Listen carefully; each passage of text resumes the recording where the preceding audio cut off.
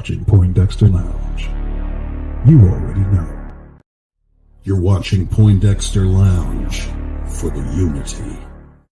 No way. I will give you all my Star Wars guys if it is. Wait. Except Boba Fett. No matter how sure I am, I never risk the Fett man.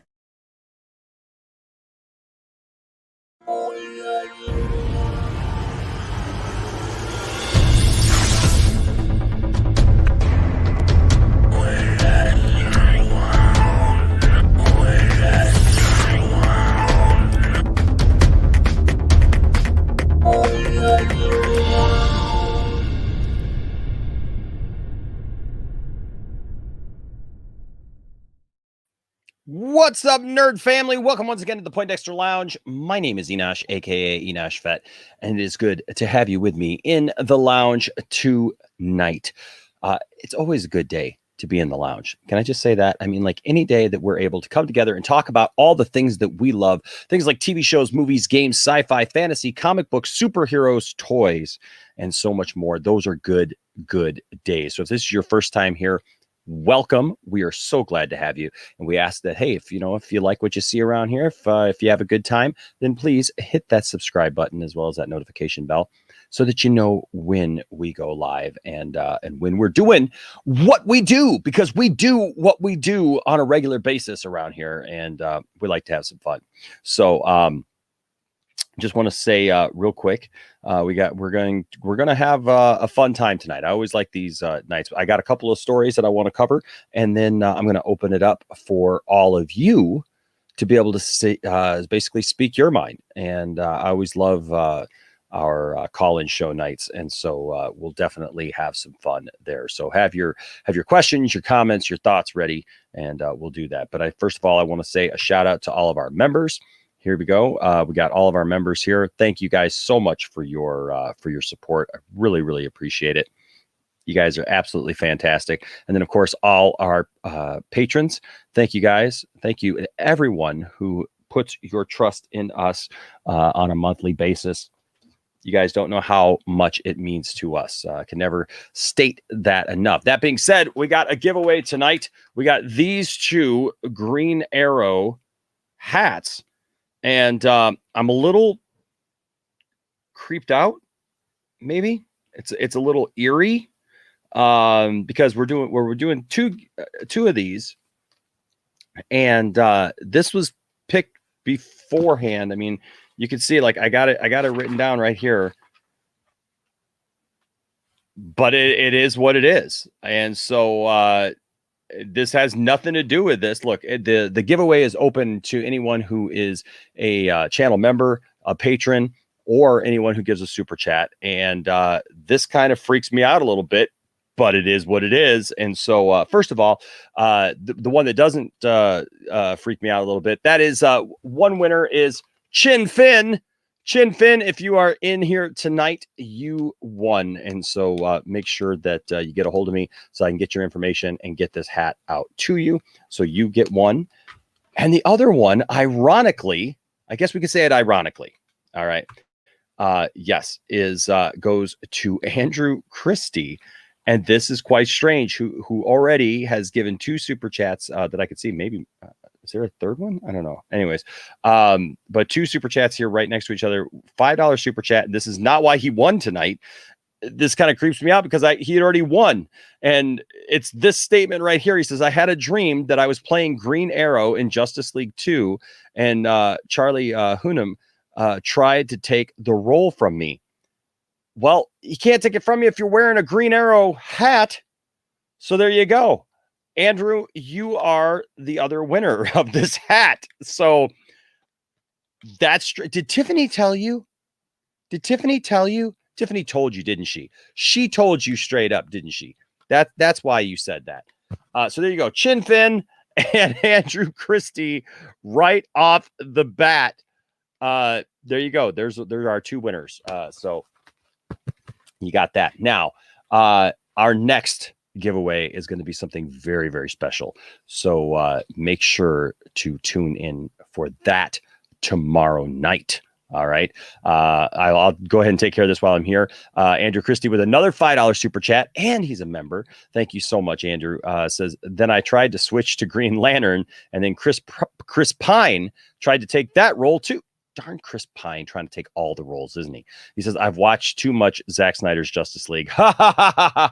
Maybe not. Maybe you went like and did like some Flash thing where like it changed the timeline. And so now, or maybe you should like go audition for Green Arrow.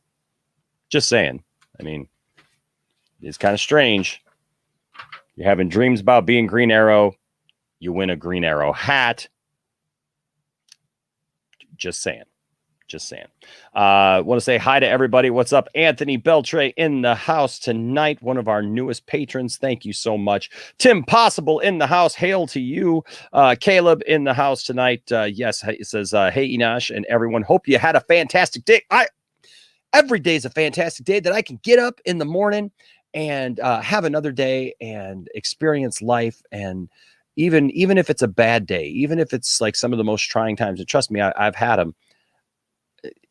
It's another day, and I know that things will pass. So I just want to encourage you.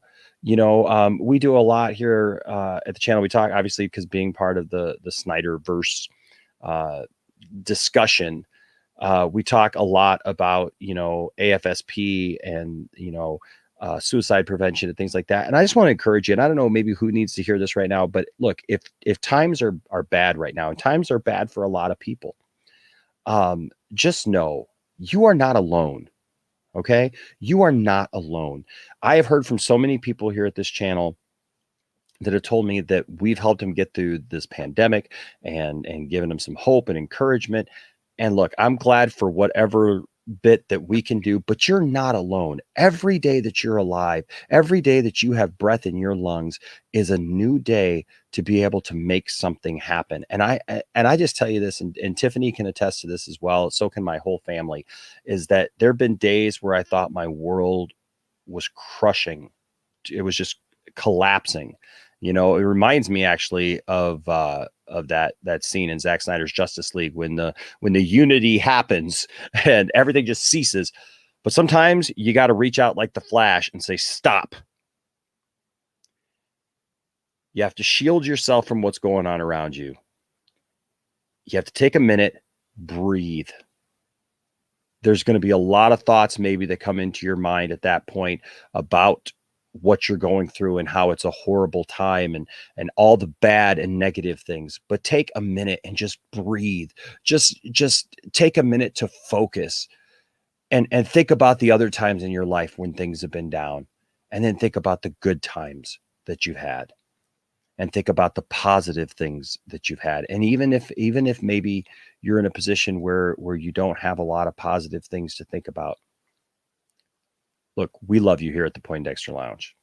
And I don't just say that.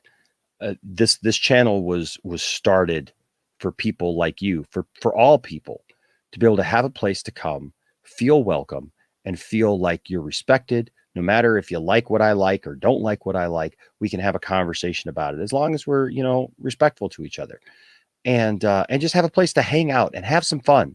Okay. And so please, no, you are not alone.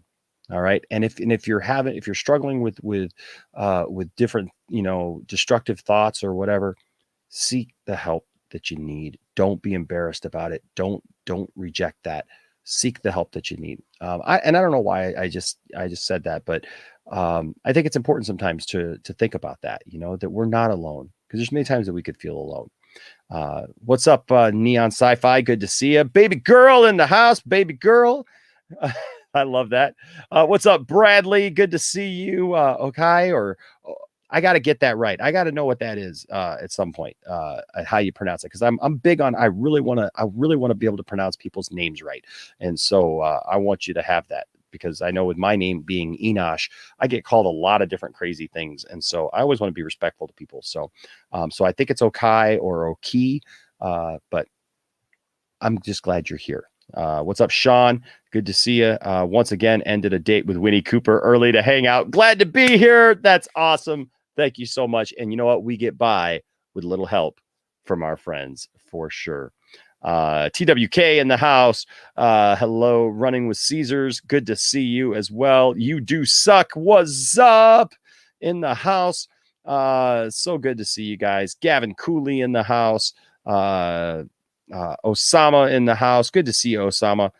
Yes, I'm glad that you waited. My computer, I believe fully that computers smell fear, and everything's working great. I saw the comment from somebody about Enash's CPU is running slow. It's not that. It just did an update. Thanks to our good friend Cylon Scotty, everything's working great, and everything is everything's working great though, and here in the next week or so, we're going to have backups for everything. So even if it doesn't work great, we'll have a backup to the backup even. So it just decided to do an update right there at the last second, and it just happens. What's up, Amparo? Good to see you, Amparo. Black Ops, good to see you in the house tonight. Says still laughing over last night's stream. Saggy and Jarbo were too good last night. They're always so funny, and so good. So somebody just messaged me and said that they're a big Masters of the Universe fan. I'm a big Masters of the Universe fan, so they're seeing my my shirt tonight. Let's see here. El Capi DCM. El Capi DCM. Good to see you. Says my fan cast for Snyder versus Green Arrow is Oliver Stark or Sam Benjamin. Awesome. Let's see. Let's go through here, and then we'll bring in my first guest tonight. What's up, Lewis Cox? Good to see you, brother. Todd Fair, what's going on? Yes, he had a 5 film mark. I was just saying if it ended after Snyder cut, then it would be considered a trilogy. Oh, okay. Yeah, I think you guys were having a discussion. What's up, my friend James McCoy? Hey, can I get a birthday shout out? I just turned 33. Absolutely, James. I love this guy. James is awesome. Better known as the Big Biscuit. Love this guy. Did a podcast with him for a few years, and yes, happy birthday, James. There's so many of you guys in here. I'm just glad to see you all. We'll keep the conversations going tonight, but I do want to go ahead and get started with our topics tonight and discussions. And yes, H Barts, we must have a Deathstroke show. Okay. I got 2 super chats here, and then we'll go ahead and get started. Says Andrew Christie again says, so all I can say is hashtag restore the Snyderverse. Heck yeah, that's what we're going to do. Caleb says Enosh for Perry White. Look, I'll take anything I can get. I don't know if I can live up to Lawrence Fishburne, but I'll take anything I can get at this point. I'll tell you what. That's funny. Enosh is Perry White. I have spoken. That's funny. Oh, Enosh is Oliver Queen. I'd have to dye my hair. I'll tell you what, man. We could have a contest, man. See if we can maybe raise some funds for AFSP or whatever, and I'll go blonde. I don't know if we want to do that. Get the little. I don't even know if I can grow out that mustache. That's funny though. And then I saw one more. Todd Fair, good to see you, sir. Says Enosh, let's say the Snyderverse is over. Would you still watch the upcoming DC slate? Yes, and I have said that. Absolutely, I would watch the upcoming DC slate. I don't want the Snyderverse to be over. I don't believe it's over. I've had some discussions that tell me it's not over. There's public stuff that is said, and then there's stuff that goes on behind the scenes. And I will just tell you, don't lose faith. Okay. Just like Bruce Wayne said, we got faith, and it's going to happen. But yes, I would still look. I have a problem with some of the way things have gone down, but I'm a DC fan, and I will definitely support DC. And that's why I've said this whole hashtag, restore the Snyderverse thing is not about cleaning that all out and not doing that. I know some people want to do that, but I don't think the majority of people want to do that. We're just saying we want our part in this universe, because if you're going to have a multiverse, you got to have the whole thing. And so for sure. All right, so give us just a minute, and in a few minutes I will be putting in the Enosh's Batmite. Oh, come on, Faith, Alfred, Faith. Yes, Tiff, the Big Biscuit is in here tonight. All right. So I've got somebody wonderful back in the back stage area. You love him. I love him. This guy is blowing up, doing great content. You guys got to go check him out if you haven't already. I know that he's doing really well. I tell you what, he's doing so well, man. I leave a comment now. It used to be I could leave a comment on his stream and like he could get to it right away. Now, man, it takes like a half hour to get your comment right. And I know he's probably laughing at me back there. Gavin Cooley says, Enosh as Mr. Mixelpidalic. Look what I just happen to have right here. I'm telling you what, man, I'm ready. Y'all throw stuff at me and I'm just ready and raring to go. But ladies and gentlemen, welcome once again to the lounge. One of my faves, you know him. I love him because he's not only speaks the truth, he is the truth. The Truth 31. What's up, Truth? What's going on, Enosh? How are you, bro? I'm doing excellent, man. I'm doing excellent. It's Tuesday morning now, but you know, it's run into each other, man. When you do these, late night streams, they just kind of run crisscross. Yeah. The Mac Dad will make you jump.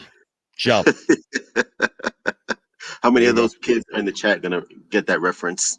None. The miggity Mac.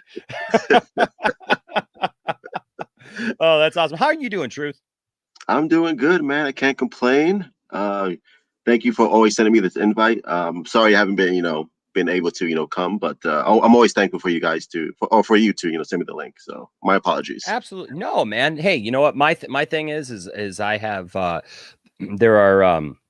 there are people that I love streaming with because I think that they do really well. See, there's a lot of people getting the Chris Cross. Okay. Yeah, okay. See, we're not just Brian. Of course, Brian would, because Brian's old. Brian's old. I love Brian, but Brian's old and he's not here to defend himself. So I got to give him a little bit of a hard time. But but no, the Truth has never spoken a lie in his life. That's why he's the truth. That's why he's the truth. But no, man, there's just some people that I really just love have come in, and you are one of them, man. Since the very first time I spoke to you, man, I love your take, and you know what? Last couple times you've been here, Jarbo's been here and just talked all over you.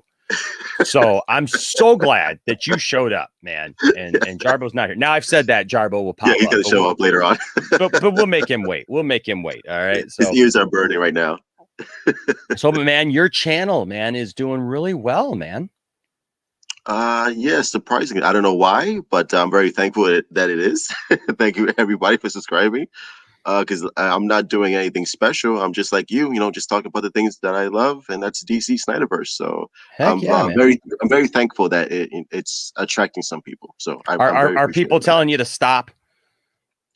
No, surprisingly not. They're very supportive. I mean, occasionally you always get those trolls like, okay, hey, enough, Truth, enough. It's not going to happen. Stop it. Right. Yeah.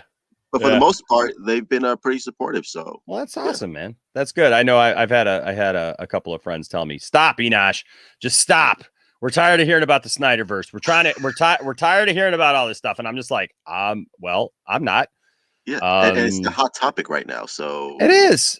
And that's a great thing.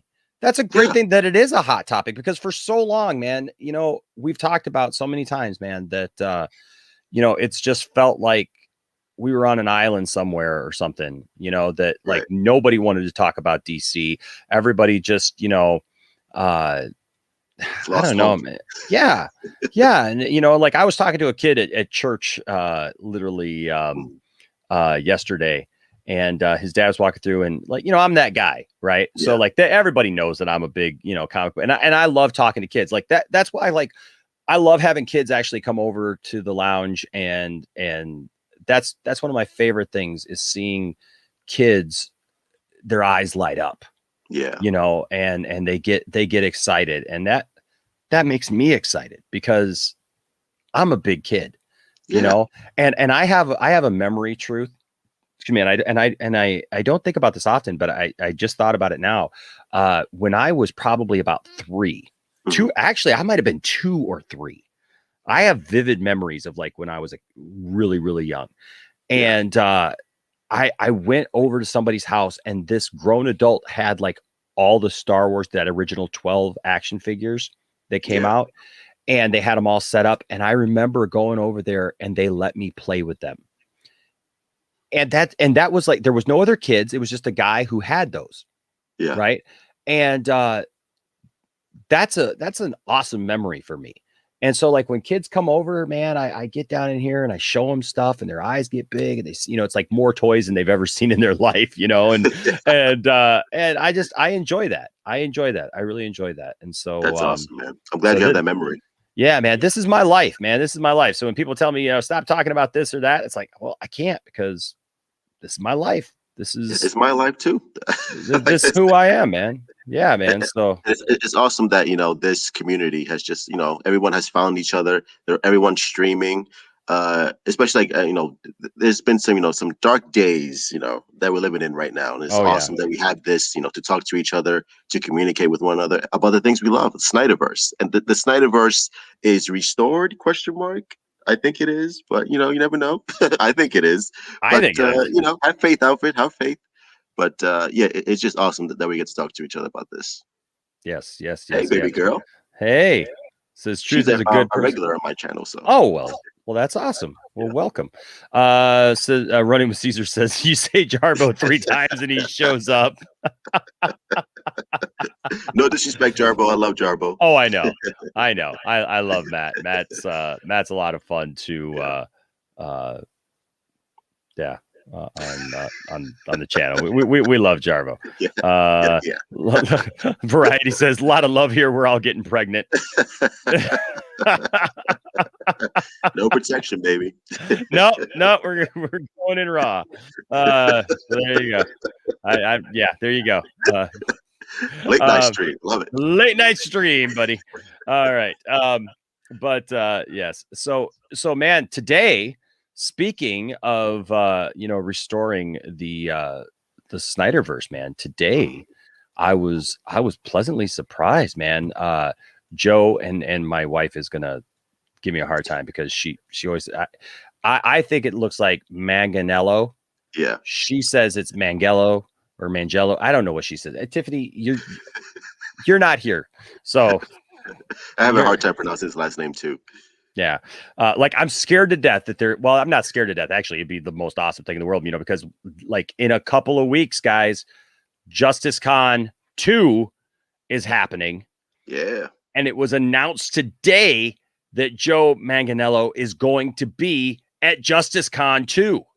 Yeah, that's awesome. So we got Harry Lennox, we got Joe, we got Ray Porter, Ray Fisher, we've got all kinds of other people. There's going to be I believe an Army of the Dead. There's so much stuff going on for Justice Con 2, and we're a part of that here at the Lounge. So we're one of the hosts. So like I told Tiffany today, I said, man, can you imagine if we get to interview Joe? Because I don't know what we're doing yet. We're I don't know what what panel we're going to have yet. Right. And so I said, if we get Joe, she goes, well, you're going to have to learn his name then. I said, you're probably right about that. I said, I don't want to mess that up with the man here. Yeah, you don't want to mess it up when Deathstroke is here. But today, folks, Joe tweeted out hashtag Deathstroke HBO Max with this picture. Yeah. Is that a new picture? Yeah, dude. It's like, I don't know. I mean, like he had one picture, I believe, that he was just standing in that, because they all had that little kind of hallway picture that they've been showing. But this one, he's sitting on a box, and I don't think I've seen this one before. Yeah, I've never seen it. But either way, like he looks so badass. I love this picture. Oh my God. Perfect casting. Oh my gosh. And what's nice too is like I love Titans. Yeah. Right. I really like that show. And of course, Deathstroke is on that show. And I think the guy who plays Deathstroke, he does a pretty good job actually when he was on last season. Ethan Morales. Yeah.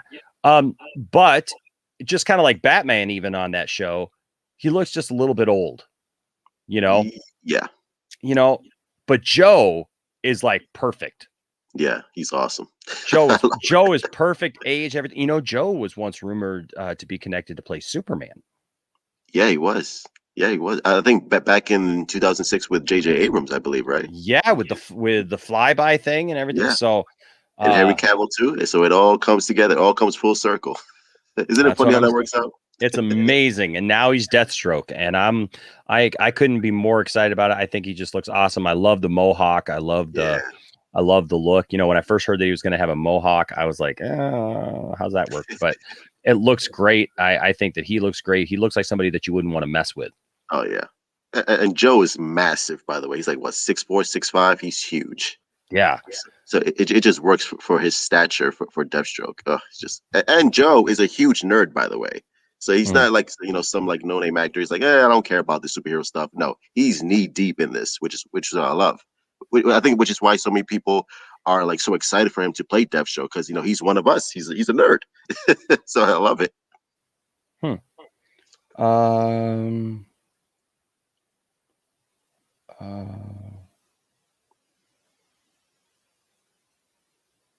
Oh, I'm sorry. I'm reading something and I don't know what that was. Okay. Anyways, I apologize. I just had kind of a stunned moment there, so I don't know what happened. No. So I yes, there is no like live San Diego Comic-Con this year. Right. It's virtual again, and you know the thing is last year, Justice Con outdid San Diego Comic-Con. Yeah. At home. Comic-Con who? Did that happen last time? I don't remember. Just saying. So so that's kind of I think it might happen again. Yep. So I am I'm super excited about what's going on with this and how it can happen. Whoops, that was something else. Hash. Here you go. Here's your hash tag, right, for Green Lantern. There you go. Right there. There's the guy right there. Got the green. Oh, that's hilarious. Can you imagine? I would laugh hysterically, man. Like Tommy Chong comes out as a Green Lantern. He's awesome, man. I would love that. Yeah, I would. But yeah, I look, you know, like a lot of us have talked about that we want to see Ben Affleck come back in a series and that we want to see him take on Deathstroke. You know, in this series, it's been rumored now for quite a while about him and Deathstroke and possibly the Joker. Yeah. And man, if they announced that on HBO Max, maybe at like a DC Fandom Part 2, perhaps. I mean, you talk about breaking the internet. Oh my God, like this, like it would just shatter it. Like the internet will be no more. That's it, no more. Like that would be right. Like, that'll be the biggest thing ever. And I really hope that happens, because it's funny because Joe is like the new Jason Momoa now, just always, you know, stoking the fire, always like, hey, I want this. If you guys want this, I want this too. How can we make this happen? And the hashtag Deathstroke HBO Max, which I believe was like trending all day today. I mean, come on, man. It's like, come on. Let's stop playing games, Warner Brothers. Absolutely. Like, you know, every day this thing is trending, man. Every day, Restore the Snyderverse is trending. People want this. It's not just a small little corner of the world anymore. Nope. It's mainstream now, which is awesome. Which is what WB feared, because, you know, they figured like, oh, this is just for the fans. You know, they'll watch it and then it'll be over. But no, like the fact that, you know, Hollywood has celebrities have watched it. The Leslie Jones, which was hilarious, by the way, commenting on that. Oh my gosh, like, she was so like, great. Yeah, it's captured the pop culture zeitgeist, which is awesome. Yeah, I absolutely love the fact that that people are tuning into this. They're getting excited about it. They want it. And look, if we're respectful, we keep it good. We keep it above board. We keep we keep laser focused. I know there's been people who, you know, they get a little sidetracked, or they've been discouraged, right? And they don't know what to do, you know, and don't know if they should support it, you know, whatever. And they're scared. There's some people who are scared, let's be honest, to push it, right? Because they're scared of what could happen. And we've been told now, you know, it's not going to happen. But I got to remind you guys, and I've been saying it, other people have been saying it. We were told this once before. Yeah. We were told that the Snyder Cut doesn't exist, right? Yeah. That it wasn't going to happen. And I wanted to bring this up because this was a tweet that went out today by I believe it's Roro Cad. Snyder Cut on HBO Max. They got one of those long names is great. But they tweeted out these two pictures here, and I thanked them for putting it out there, and they were excited. But here were the two things that they tweeted out. It was a Variety article that said Warner Brothers currently has no plans to hashtag release the Snyder Cut. I love that they still use the hashtag. Yeah. I love it. Keep it going. Keep it going. Absolutely. Of hashtag Justice League, either in theaters or on HBO Max. That's a pipe dream. There's no way it's ever happening. This, folks, was a tweet from a few years ago when we were campaigning for release the Snyder Cut, and so this was what Variety had to say. Variety was reporting this. Warner Brothers currently has no plans to release the Snyder Cut of Justice League, either in theaters or on HBO Max. That's a pipe dream. There's no way it's ever happening. Well, guess what? I've watched it now, I think a total of 10 times. Yeah, 6 for me. Yep. I've sat down and watched it about 6 good times as well. And then I've had it just going while I'm working on stuff, here, I've got like a device playing it and I'm listening to it in the background and stuff. So about 10 times now that I've watched it. And it's so unwatchable, isn't it? It's so it's so awful. It's like, well, yeah, I mean, that's why, that's why I've got it on in the background because, it's just crap. Yeah. Yeah, I can't watch it. Who can watch it really? Terrible. Yeah, I mean, Justice League was so much better. Oh, masterpiece. Oh, absolutely brilliant. Godfather of superheroes. But I can't even say that with a straight face. I swear. But the thing is that this is what we were told for 4 years. That it just doesn't exist. Give it up. Right. We were bombarded with this over and over again. And here's Cinema Blend. This is interesting. It says, personally, I think it's time for everyone in this story to move on. The most ardent Zack Snyder fans are going to have a hard time accepting that, and I understand. But the current creatives responsible for the DC universe have made it clear they don't see the value in Snyder's interpretation of these characters, and even tried to meddle in the Snyder Cut version of this movie, implementing rules that dictated what he could and could not show.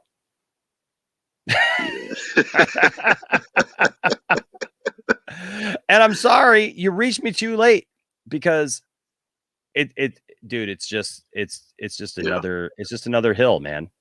Yeah. And we will eventually get over that hill, so don't even worry about it. Yep. We just got to keep plugging away, man. Yeah, just keep hashtagging, keep watching Zack Snyder's Justice League. Don't lose faith. Just do it like you said, like Enoch said, respectfully. Just be respectful. Just keep doing your thing. Keep watching it, and eventually, things will come because the actors are not done with it. They want this to continue. You saw hashtag Deathstroke for HBO Max. That's Joe, the actor. Like, he wants it to continue.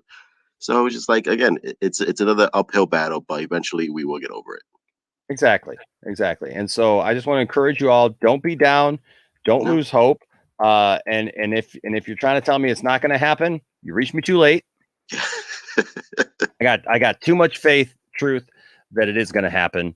Yeah. And look, even if it doesn't mean that we should just go quietly into the night. Yeah. Some things are worth unless fighting Jason for. Kilar says, you know what, that's it. Sorry, guys, it's not happening. Then it's like, okay, well. But he's been oddly quiet, which is like interesting. And so is Zack Snyder for he's been oddly quiet as well. But posting viral pictures of him watching Zack Snyder's Justice League, which is awesome, by the way. I love that he's just a boss like that. But it's just been very, very quiet with Jason Kilar. So it makes me I'm scratching my chin, like, what's happening? Oscar-winning Justice League. Oscar winning. Of Oh my course. gosh. That's so funny. And look, that's the thing, man, is anybody telling me that it can't happen just because Warner Brothers says no? Yeah. It's like, okay. I got a whole movie here that I've watched when me and the family watched it for the first time. I just kept looking at everybody going, isn't this amazing? We're watching something that doesn't exist. Yeah. But yet it's there. Yeah. Wow. So, and look, whatever happens, folks, they can't take this away from us, right? It's there. It's tangible. It's something that we can watch. We're eventually going to have it on Blu-ray and 4K and and all that, and you can take it home and watch it. So I totally disagree with this statement. This is obviously somebody's personal statement, and we won't get into that. They say personally, I think it's time for everyone in this story to move on. I think it's time for you to move on. Yeah. Yeah. Nobody's gonna move on. Sorry. Yeah. If you don't like it, that's fine. Stop reporting on it. Y'all just move on.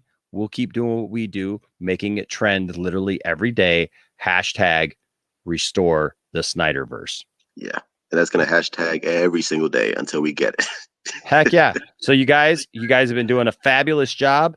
Keep doing it. Keep pushing. Keep pressing. Like I said, don't go into, like current events where major, horrible things are happening in the world, and you're, posting, that, and even that, I have a hard time believing sometimes that all that is true.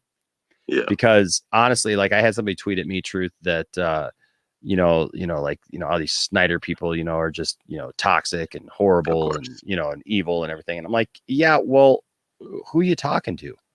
Because who? Yeah. Like, I don't know anybody like that. I don't dude, I know a ton of people now in this community. Yeah. And I don't know anybody who supports that. Yeah. So, it's just the loud minority. That's what it is. It's just a small minority, I should say. Yeah. So this also just came out. Apparently, I hadn't seen this, but somebody just mentioned it in the chat. Ray Fisher tweeting again says, "Please read accountability over entertainment." Prior to the Justice League reshoots of 2017, racially discriminatory conversations were had and entertained on multiple occasions by Warner Brothers Pictures executives Toby Emmerich, Jeff Johns, and John Berg. Had I been aware of those conversations in real time, I would have addressed them in real time. However, it wasn't until the summer of 2020 that individuals is this the old one? I think this is old, yeah.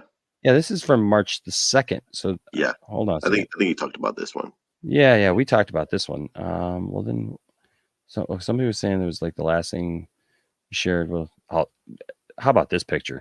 Oh yeah, I love that. How about Wayne T. Carr, by the way? Like, holy shit. Yeah. They're just crazy. John Stewart, Green Lantern, that really just triggered me when we could have had John Stewart alongside Martian Manhunter talking to Ben Affleck. That just really just pissed me off. Stuff that makes absolutely no sense. Yeah, whatsoever. I don't get it. I really don't get it. Yeah, I don't get it either, man. Okay. Maybe this is what somebody was saying. Thank you, Observer. Accountability over entertainment. Since Ray Fisher's powerful performance as Cyborg in Justice League, his tagline has become a rallying cry for change. He's one of our 21 supernovas. Nice. Oh, awesome. Nice. I'm guessing that's a people to watch kind of thing. So that's cool. He was so good in Justice League. Oh, he was amazing. So good in Justice League. So good in Justice League. I mean, it really shows you why it mattered. Yeah. They just completely butchered his arc. It's when if someone ever goes back to watch Justice League, you just see the massive difference. What happened? It's what is this? I'm telling you, man. It's like night and day. I had a friend message me on Facebook the other day and said, hey, he's a big nerd. He just hadn't watched it yet. And he says, hey, is it really that big of a difference? Is it really, that worth it? And I'm like, man, I can't even begin to tell you how big of a difference it is. Yeah. You know, so and then he watched it and then he came back and was just like, dude, you're so right. You're so right. You know, so yeah, so cool to see it. Yes, Ray Fisher retweeted Wayne T. Carr, who was cast as Green Lantern. He just joined Twitter. Man. Oh, awesome. Hashtag release the Snyderverse is his first tweet. That's very, very, very fitting. Very, very fitting. Andrew Christie with another $5 super chat says Wayne T. Carr is John Stewart Green Lantern. Hashtag restore the Snyderverse. I think that's what Ray's tweet meant. Yeah. He's obviously supporting him, showing his support. You know, so heck amazing. Yeah. We just keep on. Keep pushing on, man. We just keep going and you know, we'll watch the haters fall.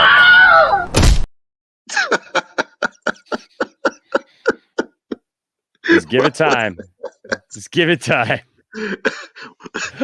Was that live footage of Jeff Johns right now? Yeah, Jeff Johns after he found out that.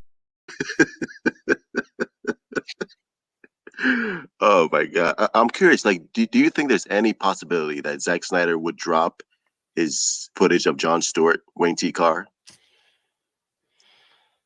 I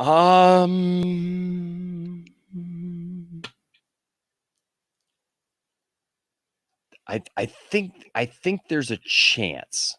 Yeah. The math is hard to do though.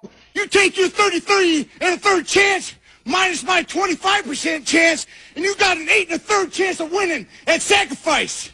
But then you take my 75% chance of winning. If we used to go one-on-one and then add 66 and 2/3%, I got a. Love that drop. By the way, guys, I love Scott Snyder. I know. Look, I definitely think there's a chance. You know, especially as time progresses and stuff. It's just what I see is it's the exact same thing as what happened with the Snyder Cut movement, right? Yeah. Zach slowly began to release little things here and there and encourage us to do what we had to do and what we needed to do and what needed to be done to see the Snyder Cut come to fruition. And that's what's going on here. You know, it's slowly but surely. Absolutely. And Zack Snyder is a slight troll. He's a little trollish. Yeah. Oh yeah, for sure. I do want to tell everybody I did just drop the link in the chat. So if any of you would like to call in and talk to us, talk to me in truth about what your feelings are and about some of these topics or whatever topic it is, we are here and we would love to have a conversation with you. So that link is there. TTT or TTC Sniping with $1.99 super chat. Thank you so much. Says hashtag restore the Snyderverse, hashtag continue the Monsterverse. Yeah, look, I'm all for that too. I think it's such a great time to be a fan. Truth. Yeah. You got a superhero genre. You got the kaiju genre. Even though I wasn't the biggest fan of Godzilla vs. Kong, I still enjoyed it for what it was. And listen, why not continue it? Absolutely, man. Give us more. Like that's what I say, man. Like just like the question earlier that Todd asked, I'm all for all of it. Yeah. Like I don't have a problem with some of the stuff that they're proposing to do. I'm a fan of the multiverse, so I'm fine with that. It's just I want to see it done right. Yeah. I want to see it done by the right people. And I also, I think it's kind of stupid when you say, well, it's a multiverse. We're going to open up to everything. Not Zack Snyder. But just not Zack Snyder. Or even his, his vision, we're not going to let him finish that. We're not going to continue that. No, we're just going to give you a bunch of other stuff, Batwheels, number one priority on the list.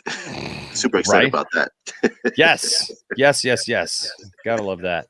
OH or O with a $5 super chat and is a member. Thank you. Says Enosh, if AT&T are the owners of WB, why don't they ken them all? You mean fire them? Maybe fire them or just tell them basically to do it. Maybe, I'm guessing, is kind of the general consensus of this. If I'm getting that wrong, just go ahead and just leave a comment and we'll make sure to get it right. But the thing is this, and this is what I want to remind everybody about this. This is going to take a little while. Okay. This is not going to be something that's just going to pop up overnight, Truth. Yeah. They're literally going to have to negotiate a bunch of contracts. Zach talked about that with the Snyder Cut in general, because they wanted to do it as a series then, and they were going to have to, go back and renegotiate and do a bunch of stuff and people were going to have to be paid differently again, because now you're doing a series instead of a movie, and it's already been shot. And how do you figure all that stuff out? It's a nightmare. It was a logistics nightmare. And, so it was what it was, but it took time. And that's why they said that they started talking about it in November of 2019, and it took that long to get things, going, where it was May before we even found out that it was coming. And Zach was working on it for a long time. So it's going to take a while. The movie just came out. Yeah. It is strange that they're not releasing the information. Yeah, I wonder why. Maybe because it was way more successful than they thought it would be, and they don't want to admit it because they have a huge ego, possibly. You might be onto something there, Truth. I'm just saying. It's so weird. I totally disagree with Sean O'Connell on this. People have been asking me what I think of Sean O'Connell all week long, and it's like, I don't think of Sean O'Connell. Yeah. It's kind of like a bunch of YouTubers nowadays that I just don't put a lot of trust in that anymore. Because now I've seen the impossible happen after, there's certain people I like. I even, it's like a broken clock is even right twice a day, there's some things that even, like John Campea will say, and I'm like, yep, I agree with that. I had a discussion with a guy actually that got mentioned on the stream last night, and he reached out to me, and, there's a lot of things that him and I agree on. I just don't like the way that he presents himself. Sure. And I think that's the biggest thing sometimes. So, that is what it is. But, like Sean O'Connell telling us, that, it's over, essentially, no, I'm not going there. That's not what I'm doing, because they've been proven wrong a couple of times. Exactly. It's already been proven wrong. So no, I'm not going to believe that. Andrew Christie with another $5 super chat says, keep calm, play the long game. This won't be overnight. Absolutely. You're absolutely right, man. And you know what? We got to sit back. We gotta be smart, be positive, be a positive influence out there in the world. And at the end of the day, we just have to remember that Anne is wrong. It's not a trilogy. It was a 5-movie arc. Yes. And she apparently has got that Scott Steiner math in her head. She goes, but even Kermit the Frog, and this one's for you, Andrew. Even Kermit the Frog knows better. Did you just say 3? That's not 3 pieces. That was 5 pieces. How do you not understand that? Learn math. I certainly did. Where you get all these clips? That one, I'll tell you what, it's so funny, man. Like sometimes stuff just falls into your lap. And then when I saw that one, I was like, oh, it's so awesome. TikTok is a wealth of funny clips that a lot of people haven't seen. So that makes it even better. Or a lot of people won't admit that they're on TikTok, but they're on TikTok. Don't be ashamed, people. Yes. 1, 2, potato.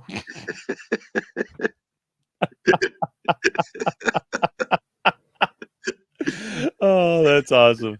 That's awesome. Speaking of Kermit the Frog, I don't know. Truth, do you ever watch The Masked Singer? On occasion. Not all the time, though. Fun show, by the way. What's that? Yeah, it is a fun Fun show. I think it's a fun show. But Tiffany and I were behind a couple of weeks, so we were watching one. And spoiler for anybody who's like for like 3 weeks ago or something on the Masked Singer. But the snail went home, and when they popped open the snail, it was Kermit the Frog. Oh, But nice. man, there's been a lot of controversy about this new Kermit the Frog voice guy. And that he doesn't sound like Kermit. And I'll be honest with you, listening to him sing, like we had to go back and listen to it again. And I'm like, that doesn't sound like Kermit singing. Like, what in the world? And then like even him talking. Yeah. He's got like this low voice now. He's like, hey, old Kermit the Frog here. And it's like, something's not right. Something's not right. I mean, I don't know what the gestation is of like, when the testes drop on a frog, but my gosh, like I don't know, man. That was it was so weird. Is it sort of like the Al Pacino thing where he had like a high pitched voice and then later on he had like this low, deep voice, his gravelly voice? Maybe that's it. Maybe he started smoking. I don't know, man. Like, I don't know what was going on there. Yeah, even been through hard times. Even Tiffany here says, "New Kermit ruined my childhood." LOL. Hi-yo, Kermit the Frog here, and blah blah blah. Yeah, it's maybe they should call you. Did you know about that show? Hi-yo, Kermit the Frog here, and it's time to get to some viewers who've called in. All right, so Truth, I guess I should ask you: Are you cool to stick around and answer some questions? Hey, man. You're the boss. All right, man. Let's do this. Yes, Seth MacFarlane does have a good Kermit the Frog voice. I don't know what they're doing with that, man. They need to figure that out. All right, folks. Well, we are going to jump right in, and our first guest tonight is Gavin Cooley. What's up, Gavin? Oh crap! I'm on. What's up? By the way, for everyone, I do want to set some rules because I don't want to be here till 6 a.m. So a couple rules. We will be first of all, let's keep it positive, right? Like we're not here to fight with you. If you got a dissenting view or something like that, that's fine. But just keep it positive and just know that we're probably not going to get into last time. It was a good conversation and I really liked it, but I ended up spending an hour with a guy at the very end and we talked about a lot of stuff, but him and I had some words in the past on Twitter and in the comment section of some of my videos. And so this was his chance to be able to get some stuff off his chest. And it was good. His thing was actually, he watched the Snyder Cut and he actually really liked it. And awesome. So that was good. Right. And so, but yeah, so we're gonna, keep it positive, and all that jazz. And then, also, please remember that I do have other people in the background. So, I'll give you about 5 minutes or so. So keep it succinct. Let's, have a conversation if we can.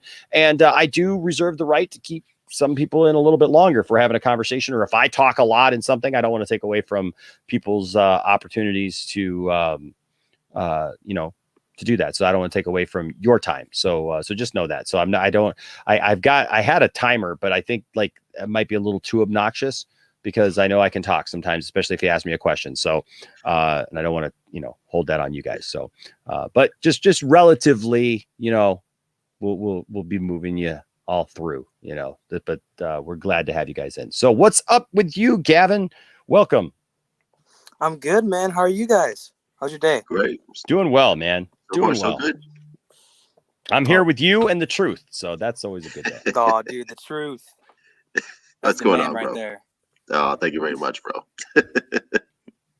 I got a question for you, Enosh and Truth. Yeah.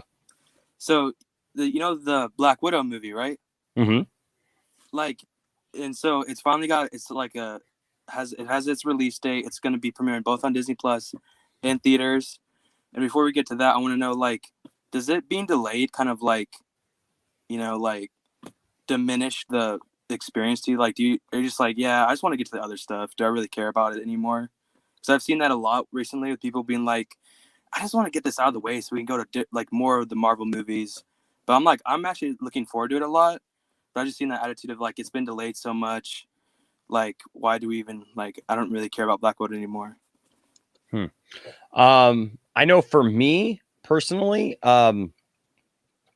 Actually, Black Widow was probably one of the ones that I was looking forward to the most.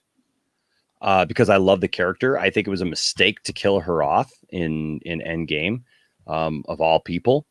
That one kind of bugged me because I felt like there were other people that would have made more sense to have them sacrifice themselves other than that. And it kind of bugged me that, now we have to kind of go back and do this, we're still going to make a Black Widow movie, but now it's going to be a prequel, and prequels, there's some value to prequels, obviously. Star Wars prequels and whatnot. Other movies that have things you find out. This happened in this timeline. Even Indiana Jones. But when you realize that Temple of Doom actually happened before Raiders of the Lost Ark. So it's kind of weird. It's out of line. But you weren't thinking about that back then. But that being said, I hope it doesn't, because I really like that character and I want to see what they're doing with it. But I think at this point, there's a lot of people. I want to say that if it was any other movie, it would probably diminish it, right? If it was any other franchise, it probably would diminish it. But honestly, with the MCU, you just can't say that, because the MCU, look, Captain Marvel did $1 billion, and there's no way that Captain Marvel is $1 billion film. Look, on its own merit, if that movie just comes out, if Captain Marvel just comes out without being the lead into Endgame, Captain Marvel does not do $1 billion. Exactly. It was the movie in between Infinity War and Endgame. Yeah. That's yeah. Yeah, and the marketing was, you have to see Captain Marvel, which you really don't. No. I was really disappointed with that, because you're right, Truth. Like, it was like hyped as, you've got to see this movie, and then you went and saw it. Like, it really didn't have anything to do with it. There's a little spot at the end where it's like, oh yeah, and Captain Marvel's here too. Like, okay, like, so now we know Captain Marvel's there, but basically you could have almost done that whole story in like a flashback or something. So I personally, I think if it was anything else, it probably would diminish it for a lot of people. But I think at this point, with a lot of people, it's just going to be, hey, we want to see it. I agree with Caleb's comment down here. Hawkeye should have died. Didn't that seem like that's where the story was going with his arc, because of like him being like he's murdering people and like kind of going crazy, and then he has to like do this thing to get his family back. For me, it felt like in that situation, I'm like, oh, Hawkeye's gonna die. It makes so much more sense for him to die. Yep. What do you think, Truth? I don't care about Black Widow at all. Yeah, that's what I was. There's a lot of people like you, though, Truth. Like, yeah, a lot of people don't even care anymore. Yeah, I don't. She's a cool character, but to me, like, Marvel ended with Endgame for me. I have no interest for the future projects other than Spider-Man 3, because it only has Tobey Maguire, who is the chosen one, the King Tobey.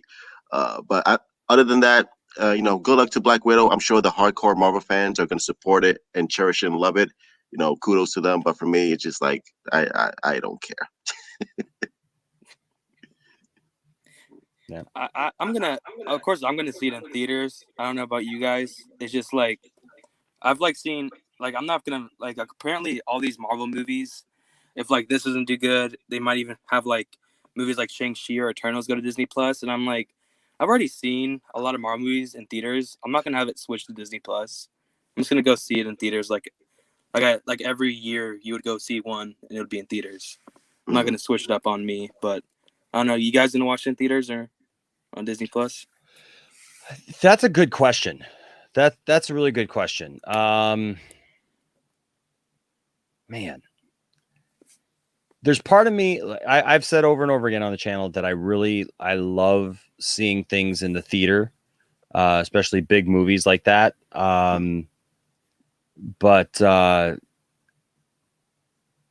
man, for this one, I might have to just watch this one on Disney Plus. Yeah.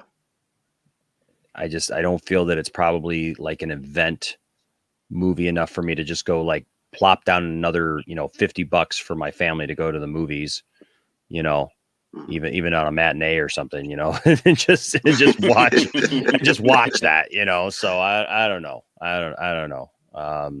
So yeah, we'll probably watch it home. It was kind of like, honestly, like Godzilla versus Kong for me. Snyder Steppenwolf says True 31 is a closet MCU fan. You got me. Caleb. Yo, that nonsense. Yeah. Well, so are they doing that again? Where they charge you on top of it? Are you talking about the whole Mulan thing? Yeah. I hope not. Are they doing that again?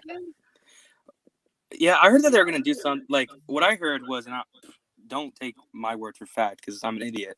But what I heard was, they were gonna have like this thing called like Disney Plus premium access, where like you'll get like movies like sooner than later, or you'll get like this, and like Black Widow will be a part of that new deal, but you'll have to like pay a little bit extra for like, but it's just like an add-on to the service. It's not like you have to like pay for the movie twice over. Well, that's interesting. Well, if that's the case, then it'll be cheaper for me to just go to the theater. I'll just go to a matinee and probably because I think we got like a $5 matinee or something like that. Oh, nice. At the theater over here. So I'll probably just go to that then and save a couple bucks if I'm gonna have to pay for it anyways. Either that or I'll just wait. I'll just wait it out. I mean, I've waited this long for Black Widow. We've all waited this long. I think I can play the waiting game, play a little chicken with Disney on that one. It's just like, okay. $5 seems right for Black Widow. Yeah. You let me know when you guys decide to put it out. I'll be right here streaming. You just go ahead. So good luck. Yeah, I can't anymore with that, dude. It's like the whole thing of like I think Black Widow is a really awesome character, and I'm really excited for the movie. And like Taskmaster's the villain. Taskmaster's an awesome character in the comics, but like I don't like the fact that like this movie getting delayed. That's the problem with MCU is like everything has to be connected. And I think DC's strength was what they announced, and they're not even like them like rejecting the Snyderverse. They're like kind of backing up on it, but their whole thing was DC multiverse. There's gonna have all these multiverses, and we're gonna have to like let's say if a movie had to be connected, why don't we delay that and then push the Batman up or something, because it's not connected to anything. Like that variety of movies, but for the MCU, like they're all connected. Yeah. Like you can't. That's the whole day. Like if you delay Black Widow, you're delaying all the other movies that are supposed to come out. Like you're delaying 20 movies. Delaying one. Well, movie. but it is a prequel too. So unless there's like some kind of weird end credit tie-in. I don't know. Yeah, end credit. Thing. There. I don't know. But yeah, people are confirming it in the chat that you got to pay the additional $30. Screw that. I'm good. I'm good. I mean, I like looking at Scarlett Johansson, but not that much. I have the internet for that. Enosh, I took your advice, man, and I rented out a theater to watch Godzilla vs. Kong with my friends. Did you really? Yeah, dude, awesome. It was the funnest experience of my life. My gosh. You know how nice it is to yell in a theater? Like, nobody's like, shh. Exactly, right? Yep. It's pretty awesome. It's pretty, it's really cool to have a lightsaber fight in a theater too. That's pretty amazing as well. Something I've always wanted to do, man. And it was so much fun. Yeah. That's awesome, man. That's awesome. I know. And I remember watching it. I'm like, dude, they're having so much fun. And me and my friends are really looking forward to Godzilla vs. Kong. And like, I was like, I spent the most money. I'm like, and I had like my roommates like, hey, let's kind of save up this month and like we can go see this and it's gonna be like the funnest experience. And we did it, dude, and it was awesome. Like we were cheering and stuff. I'm like, I feel like I was back at the movie theater again. It's been so long. You know what the last movie I saw was Sonic. Before I saw Godzilla vs. Kong. Yeah. Yeah, man. What about you, Enosh? What was the last movie that you saw in theaters? Well, the last movie that I saw in theaters was Tenet. because before the pandemic. Well, no, it wasn't. I mean, that was during the pandemic because our theaters actually opened for a minute, and I got to see Tenet, and I got to see Wonder Woman 84. Then because it opened up and we got to see Tenet, and then opened up and we got to see which one. Hold on, which one came out first? Tenet came out. No, Wonder Woman. Which one came out first? I think Tenet. Tenet came out first. Yeah. So we watched Tenet, and then the theater closed again because our governor just was like, "Hey, it's a Monday. We're gonna close them." And it was like the next week is like, "Hey, it's Thursday. We're gonna open them." And so we watched Tenet, and that was the first one that we watched coming back. And then we watched Wonder Woman 84 because it opened up again at Christmas time. And so we watched Wonder Woman 84 at the theater, and then it closed down again. And then we rented the theater, though. We rented the theater back in October. So we were there for Star Wars, Empire Strikes Back. Awesome. But man, I'm trying to think. I mean, we saw Sonic, we saw Birds of Prey. I'm trying to think of what else came out at that time that I would have seen. I don't know. Apparently, it wasn't anything too memorable. Yeah, because I don't remember it being the last movie that we saw. You know, but yeah, it is what it is. It is what it is. You know, like I guess I'll have to wait it out because there's no way I'm dropping $30 more to watch it at home. To watch it at home, especially when HBO Max just has like the thing of like it's going to premiere on this day and you just watch it. Yeah, for maybe the two biggest movies of this year so far in Zack Snyder's Justice League and Godzilla vs. Kong, and you don't have to pay for that. We have to pay for Mulan, and everybody hated it. And everybody hated it. Wow, I mean, like that bombed. That bombed on them hard. So yeah. So and let's be honest. I'm sure Black Widow will be good, but it's not going to be Zack Snyder's Justice League. Like, let's be honest. Heck no.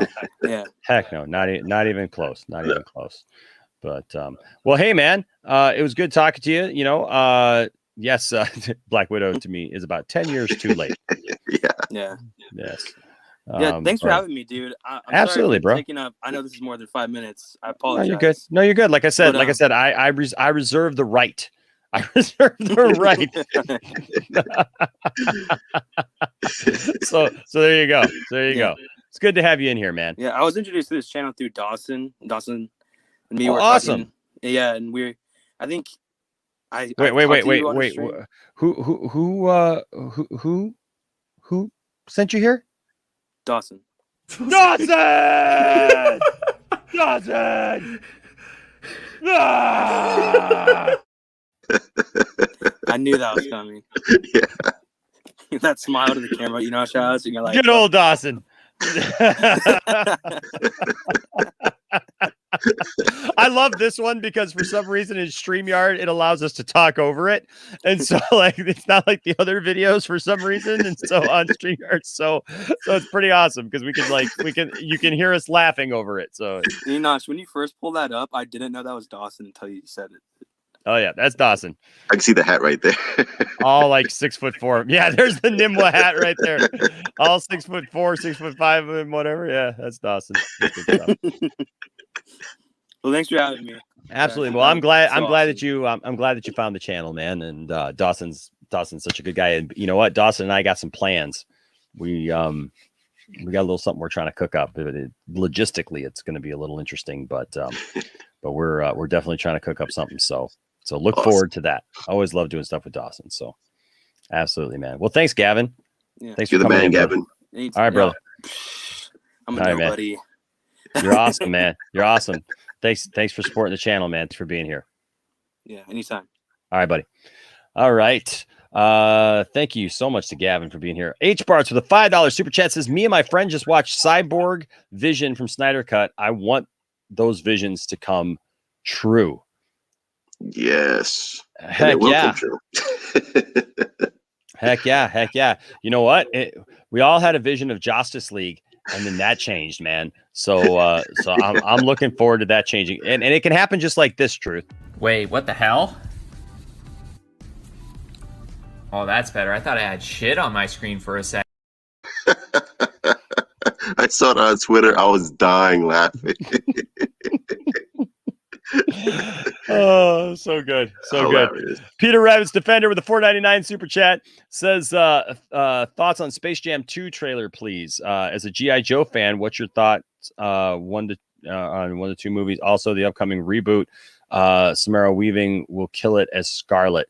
Are you a G.I. Joe fan at all, man? Not really. I enjoyed the 2 movies that came out. I like The Rock. I thought that was entertaining, but I'm not like a big G.I. Joe fan though. I thought they were cool. They were fine. I was showing this last night. I've gotten into statues a little bit like lately. I got like a Superman statue, and I got Tiffany a Batwoman statue that was actually really cool. Awesome. And then I got a Cobra Commander one, and I got this one, and even the cheesy Serpentor one. I love Serpentor. Gotta love That's Serpentor. pretty cool, by the way. I know, man. He's pretty awesome, man. Yeah. I gotta say, this I command. But so real quickly, man. As far as G.I. Joe, I really like the second one. Yeah. I really like the second one. I thought it was dumb that they killed Duke. I was shocked by that. I kept waiting for Duke to show back up, like it was going to be like one of those bait and switch things. Why have Channing Tatum in the first 15 minutes of the movie? But because that was kind of your connection to the first movie. But okay, the first one didn't fully feel like a G.I. Joe movie. Mm-hmm. It had bits and parts that did. I love Snake Eyes. Yeah, he's awesome. Snake Eyes is awesome. Storm Shadow was awesome. You know, Cobra Commander and Destro, obviously they were telling a story about how they got to that point, you know, so that was a little weird. They kind of mixed Cobra Commander and Dr. Mindbender together, which was weird. So the first one was weird, but I loved seeing like actual Cobra Commander in the second one. Yeah. And the second one felt like a G.I. Joe movie. I mean, with Cobra trying to take over, you know, the world and, you know, especially like when they fly the flags and everything with the Cobra flags stuff. I mean, that was bringing back my childhood right there. That was pretty awesome. And I liked The Rock as Roadblock. I thought that was a really, I thought that was really cool.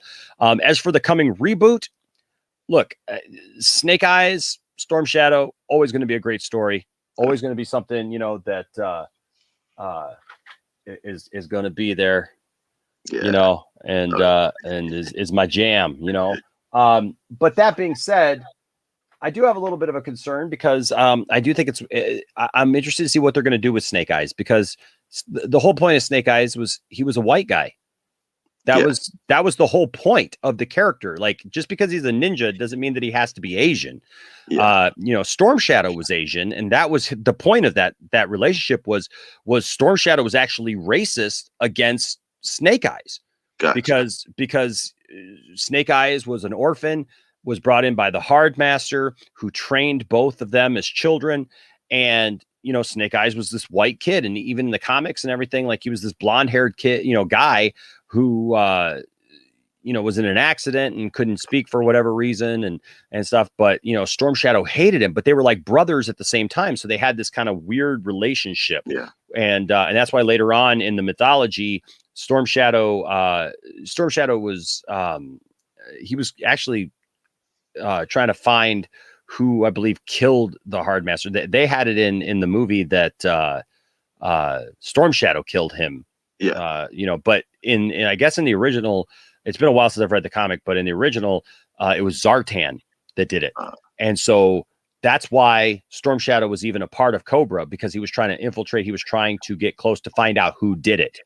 And he knew that somebody in Cobra did it. And so that was where that went. And but he had this issue with Snake Eyes, and that was the clash that those two had. And so now in this new movie, they've cast an Asian actor as Snake Eyes. Yeah. So, you know, I don't know it's how not gonna work out really well. The whole dynamic. Yeah, it's like now you're kind of changing the history of the character, you know. So I don't know. You know, I mean, like, is it a deal breaker for me? Absolutely not. But we'll see, you know. Yeah. And you know, I'll get to it. As far as Space Jam, I kind of said it the other night. Space Jam, I wasn't a big fan of Space Jam 1. Yeah. To be quite honest with you. And I'll tell you what, Peter Rabbit's Defender, I will owe you a trailer opinion when I finally do watch the Space Jam 2 trailer. Yeah. Because I just haven't gotten around to it because it's just not, I know for some people, and this is what I totally respect, Truth, it's some people's childhood. Yeah, it was my childhood. There you go. There you go. Right. And so Space Jam was just, I think I was 20 years old or something. Because when it came out, 96. I think. 95, 96. Yeah. Yeah. So I was like 19, 20 years old. So like it wasn't an important part of my childhood.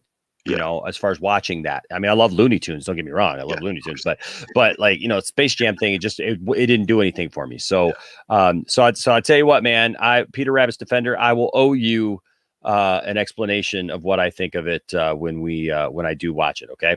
And I know that you're here. What do you think, real quick, Truth, of Space Jam? I actually like the trailer. I was like, okay, it's pretty cool. I like LeBron James. I think he's going to be much better than Michael Jordan because, you know, all due respect to MJ, not the best actor in the world. And I think LeBron James is a bit more charismatic as a leading man.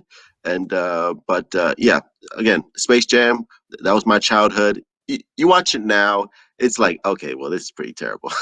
It's like, okay. Well, it's basketball players trying to act, right? Yeah, so, just like, it's like, oh dear God, what is this? But it is what it is.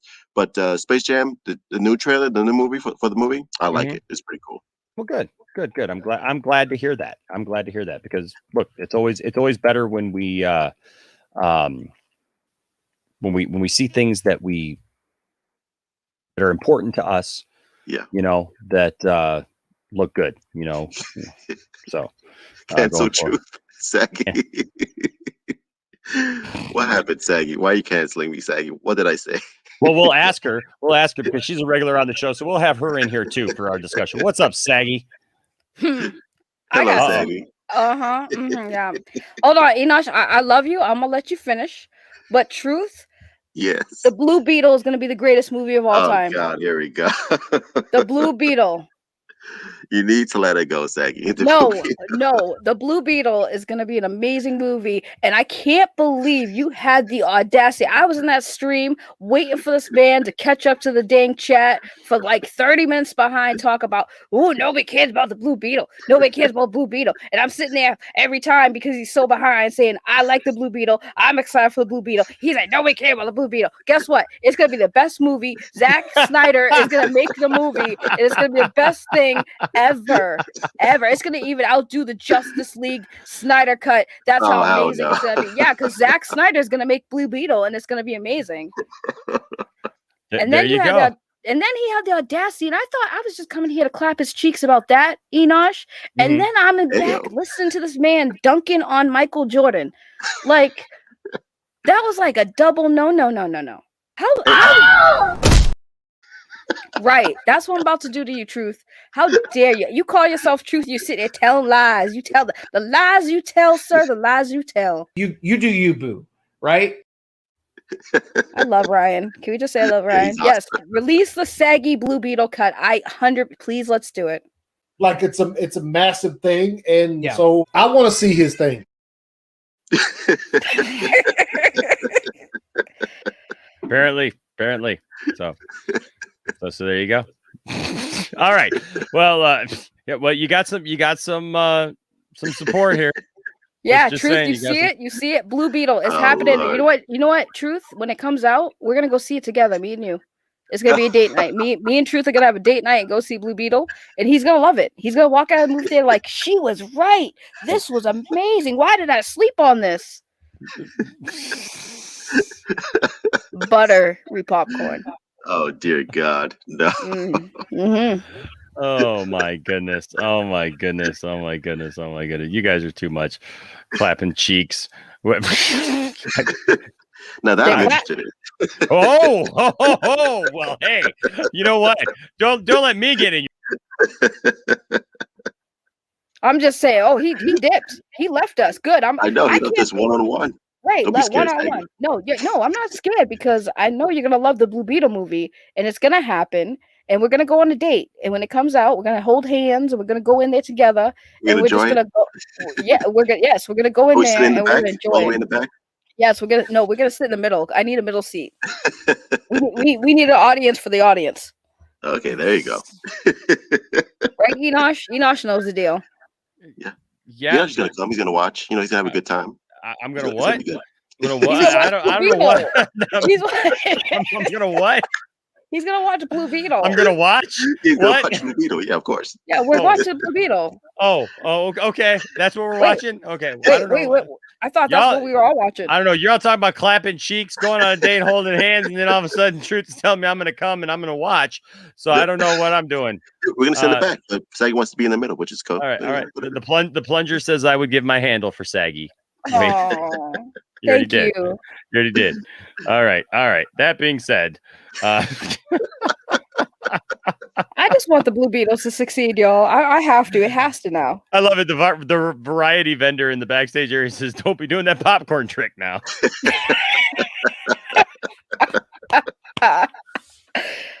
Making everybody laugh everywhere, even the back. I forgot the back chat. I'm sorry, y'all. The Perv 31 coming out October 31st, 2021. It's about to go down. Something is. I don't know what's going on here. All right. That being said, Blue Beetle, I'll tell you that. It is. All right. That being said, it's going to be. Governor Loxley, give me a bonus. I need to get more cigars and smack my secretary on the ass. There you go. All right, so we got our next Saggy. I figured I'd bring you in because you're a regular. So we'll all tackle these amazing things presented to us if you're good with that. I'm down. Let's all do right. it. Yendor 24, what's up, my good friend? How are you, sir? What's going on, family? It's great to talk to all of you guys. You guys are awesome. I've gotten involved in your channel lately, and I love the positive vibes you bring, Enosh, and Thank you, man. all the good stuff that you bring to the fandom. And Saggy Melons had me cracking up yesterday with Jarbo. That was hilarious yesterday. We have a great relationship. And Truth, I'm gonna have to go into your. I'm gonna have to mess with Truth and go on his page. So you guys are opening up the big window for me. So I'm gladly jumping through and appreciate you guys having me on. So thanks. Absolutely, man. Yeah, man. Just wanted to say, man, like I don't remember the last time that I've been involved in like a fandom, like what's going on right now, like with what's happening with the Snyder Cut. Like I can't remember the last time that's happened, and it's crazy because it's just the whole movement thing. And I explain to everybody what's going on. I'm like, oh, you guys should watch this movie. It's awesome. Like I'm trying to get my family on and everything, and and my wife, she's like, oh man, you're watching all these channels, you're watching all these people talk about things. Like I said, I was in bed and I'm watching, your channel, Enosh, with Saggy and Matt, and then she's like, they're on this late. I'm like, yeah, this is what we do. Got to be early somewhere. But you know what? It's awesome that we have an avenue to talk about these things. Because for a long time, and I know you guys all felt this, it's like for a long time, like the Snyder fans, especially for Justice League and Man of Steel and Batman vs Superman, we were a fandom that was being ridiculed and made fun of, and constantly being bashed. So it's great that it almost seems like the tables are kind of turning, and it's like it feels different now. It's like we don't have like the blogger. I felt like I put it on Twitter the other day. I was like, the bloggers don't have power here anymore. Like this has gone now out into like the stratosphere, and it's like this big, locomotive that just can't be stopped. And it's awesome to be a part of something like this. Now, I know there's been controversy lately with, some quote unquote toxicity and whatnot. And, I put again on Twitter today, I was like, listen, there's toxicity everywhere. If you think toxicity in film Twitter is bad, go look at sports. Nothing is worse than sports. And it's like, listen, it's everywhere. We're going to have to deal with it. That does not go away. But put the focus on the good that's being done, the money that's being raised, and just look at the movement and how, as a fandom, we've promoted this movie. Like, it's incredible that this movie is getting the love that it's getting without support from a freaking studio. Like, that's incredible, man. Like that should be cheered and forever remembered. You know what I mean? It's awesome, and it's just an honor, and it's actually been fun. You know, not don't get me wrong, I've been doing nervous lately because we're not hearing the peep. I know you guys were talking about that, and I'm scared. But at the same time, man, like it's still fun and it's exciting, and it's like what you're saying. Have faith, and things will happen, and that's what I'm trying to do, man. And again, I just want to say, all of you are awesome, and just keep doing what you guys do. Oh, that was so Appreciate that, man. much. Thank you. Yeah. By the way, Yender, I have a question for you. Now, when you're watching Go right ahead. us on this, when you're watching us on the stream late at night, you're not telling your wife that you're watching Saggy Melons, are you? Because I don't think that's the smartest choice of words when you tell your wife. What are you watching, honey? Nah, you know what's funny though? Saggy You know what's Melons. funny, Saggy? She heard your name yesterday, and she was dying. She was laughing. She was like, "Yo, what was that?" So we were cracking up at that. You know what I mean? It was funny. You know, as long as you weren't getting in trouble, because I've heard many stories of husbands saying, "Yeah, I'm trying to tell my wife about you, but it's hard when I say I'm watching Saggy Melons," and then they give me the look, and it's like, "Oh, I didn't really think that far ahead when I chose this name." But no, I appreciate it, and I have one request for you too. Can you just tell truth that Blue Beetle is going to be an amazing movie? Just tell him it's going to be awesome. Blue Beetle's gonna be fired. Like you gotta get ready for this. This is gonna blow everything out the water. It's gonna blow everything. Yes. Multiple Academy Award winning. That's not good. Don't lie, bro. All right, get ready for that. Don't lie. I'm converting. Don't be nice to Saggy, bro. That's not good. I'm on a mission, Truth. This guy told you I'm converting. But no, you're sweet. Thank you so much for the kind words. But I'm sure Enosh has something. Well, it's a face. I'm looking at Enosh's face. Yeah, look, man. Look, that when I hear something like that, it means the world to me, man. Because that's what this channel is about. We're not about trying to be fake or trying to impress people with how cool we are or any of that, man. I just wanted to make a place where we could have this kind of we say it all the time that everybody's our nerd family, but we mean that. Like you're part of the family, and I'm so glad that you feel that connection. And I agree with you, man. For so long I felt like I was alone. Like I was the only DC fan out there, like in a sea of everyone who hated everything that I loved, but now I really feel like you said, there's a tide that is turned. And of course they attack that. Of course, there's people who attack that because we're not just rolling over anymore. And we're not their whipping post anymore, to just be mocked because we like DC. We have a voice now, and that scares people. That does scare people. It's not because we're toxic. It's not because we're mean or rude or anything else. It just scares them because they don't possess all the power anymore. And that goes for a lot of things. It can go for studios. It can go for YouTube channels. It can go for, different personalities. It can go for even, people who for some reason feel like you have to draw a line in the sand and you have to either like Marvel or DC, and I mean, I've been attacked by so many Marvel fans just trying to tell me I'm stupid just because I simply like DC. Like, yeah, it wears on you over time. And so I'm happy. I'm glad for people like you, man. I'm thankful for people like you. Thank you so much. Thank you. No, thank you for being so nice, and thank you for that. And again, what you guys do and get the avenue you provide is amazing. I don't want to keep rambling on, but I want to piggyback off of Gavin's call when he made a point about movies being delayed. And one movie that I think that is suffering from this, and it's like I forgot that this movie hasn't come out yet, is Bond. Like Bond was supposed to come out almost a year and a half ago. Oh, yeah. And I'm wondering, is this movie ever going to come out? Like, what the heck is going on? This is supposed to be Daniel Craig's last movie. That's a special thing.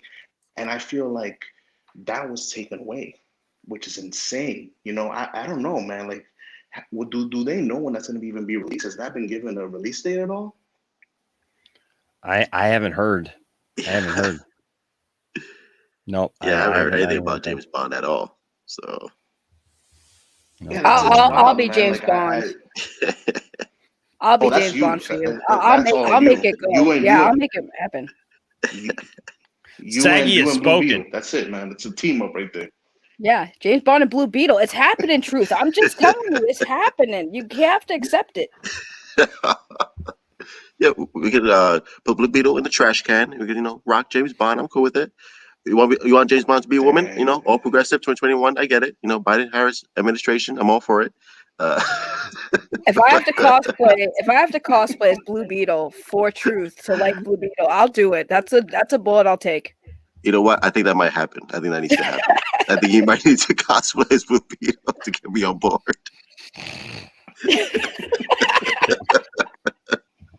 I feel like we're watching a budding romance here. That's what I feel like. Based around Blue Beetle. Blue Beetle bringing people together. There you go. Who would have thunk? You have another show, Enosh. You make couples happy, Enosh. That's matchmaker. Yes, comic matchmaker. There you go. Be back in 2 and 2. My goodness, and you have to be really old to get that reference, the 2 and 2 reference from back in the day. The plunger says, "I told my wife about Saggy. Wait, I'm not married. I'm a plunger." Well, he was married to Matt Jarbo until Matt Jarbo broke the marriage in a very personal way. Yes, so you used to be able to do the popcorn trick. Well, guys, thank you so much. Hey, man, so much Yender. I do appreciate it, and best of luck to you guys on the channel. I'm gonna look out for you, Truth, Saggy Melons, and Enosh. I know where you're on. I'm gonna be watching. Thanks for you're awesome, man. Thank you. And keep thank you, man. Thank you, man. You rock. You're awesome. All the time. All right, man. Stay nerdy. All right, buddy. Oh my goodness, that always means so much to me. Yes, Saggy. If Enosh cries, I'm gonna cry. You know what? I don't mean to. It just it does. It gets me emotional. Because, seriously, like, I know there's people who do different things for different reasons. And there's people who they go on YouTube to, try to be some celebrity or whatever. I wanted to be a part of a community of people who like the same things. And we have grown to that. And I'm very thankful for that. H Bart's here real quick with a $5 super chat. Thank you so much, H Bart's. You're awesome. Says my Uber Eats order was canceled earlier. It was Jack Marbo. Don't do it like that. Oh, that's funny. That's why I canceled Grubhub, because Matt Jarbo delivered my food at the wrong house. I canceled it afterwards. It's all his fault. Chat Marbo just teasing us, tickling us with his Uber Eats. Just like to tease everybody a little bit, just tickling it a little bit. What the fuck? By the way, speaking of Dawson, I don't know if he's watching, but Dawson, if you see this, I did receive my poster in the mail today, and thank you so much for that. I love it. It's absolutely stunning, and the artist is amazing. So thank you for that. I just want to say I love Dawson. If you guys haven't subscribed to him, please do so. He's amazing. Yeah, he's awesome. Yeah, Dawson's pretty cool. We love Dawson. I think we have Blue Beetle in the chat, ladies and gentlemen. Did Blue Beetle show up? That doesn't surprise me. Don't be bugging on me, Truth. That's awesome. That's awesome. Oh, that's fantastic. All right. Says get a room. Yeah, Billie Eilish is come on, why won't it go? I'm trying to literally I'm clicking. You can hear me clicking. What are you clicking? I'm clicking on a comment. Yeah, no, I'm clicking on a comment. There it goes. Wait a second. Where is it? Hold on. There it is. It finally went, man. I clicked on it like 80 times. Billie Eilish's 007 song came out a year and a month ago already. Oh my gosh. Hey, Silent Scotty in the chat with a $14.99 super chat says, good to see everyone tonight. You're all amazing people. Thanks for making this community what it is. Hey, thank you, Cylon, for being what you are to this community. For those of you who don't know, Cylon saved this community by helping me with some computer things, and I can never express my gratitude to Cylon. Show Cylon some love, and hey, go become part of our Discord. Cylon has an awesome thing there with our Discord, and set up an awesome Discord, and so yeah, so we're grateful to Cylon, and I feel like I won't blow up a toaster for Cylon. Should I blow up a toaster for Cylon? Yeah. I feel like if I keep blowing up toasters for him, he may never ever give a super chat again. Here. We'll just put it nicely. Nice job. Wow. Nice job. Very nice. Very nice.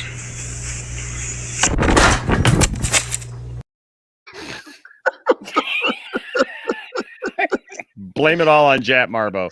The Plunger says, I'm not broken. I'm not alone.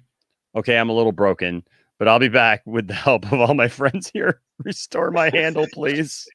You need to get Zack Snyder on top of restoring that handle. Absolutely. Andrew Christie, a lot of duct tape. Flex Seal. Flex Seal to the rescue. Make it a rubber, like a rubberized handle or whatever.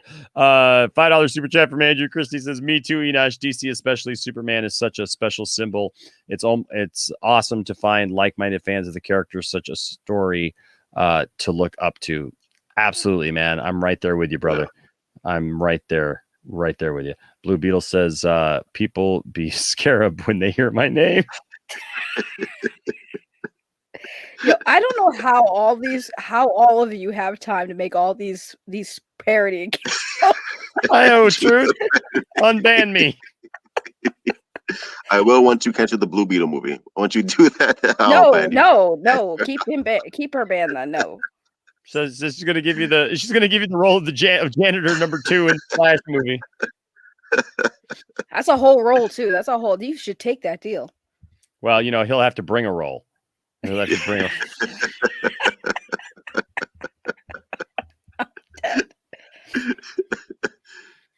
a. No. Oh no.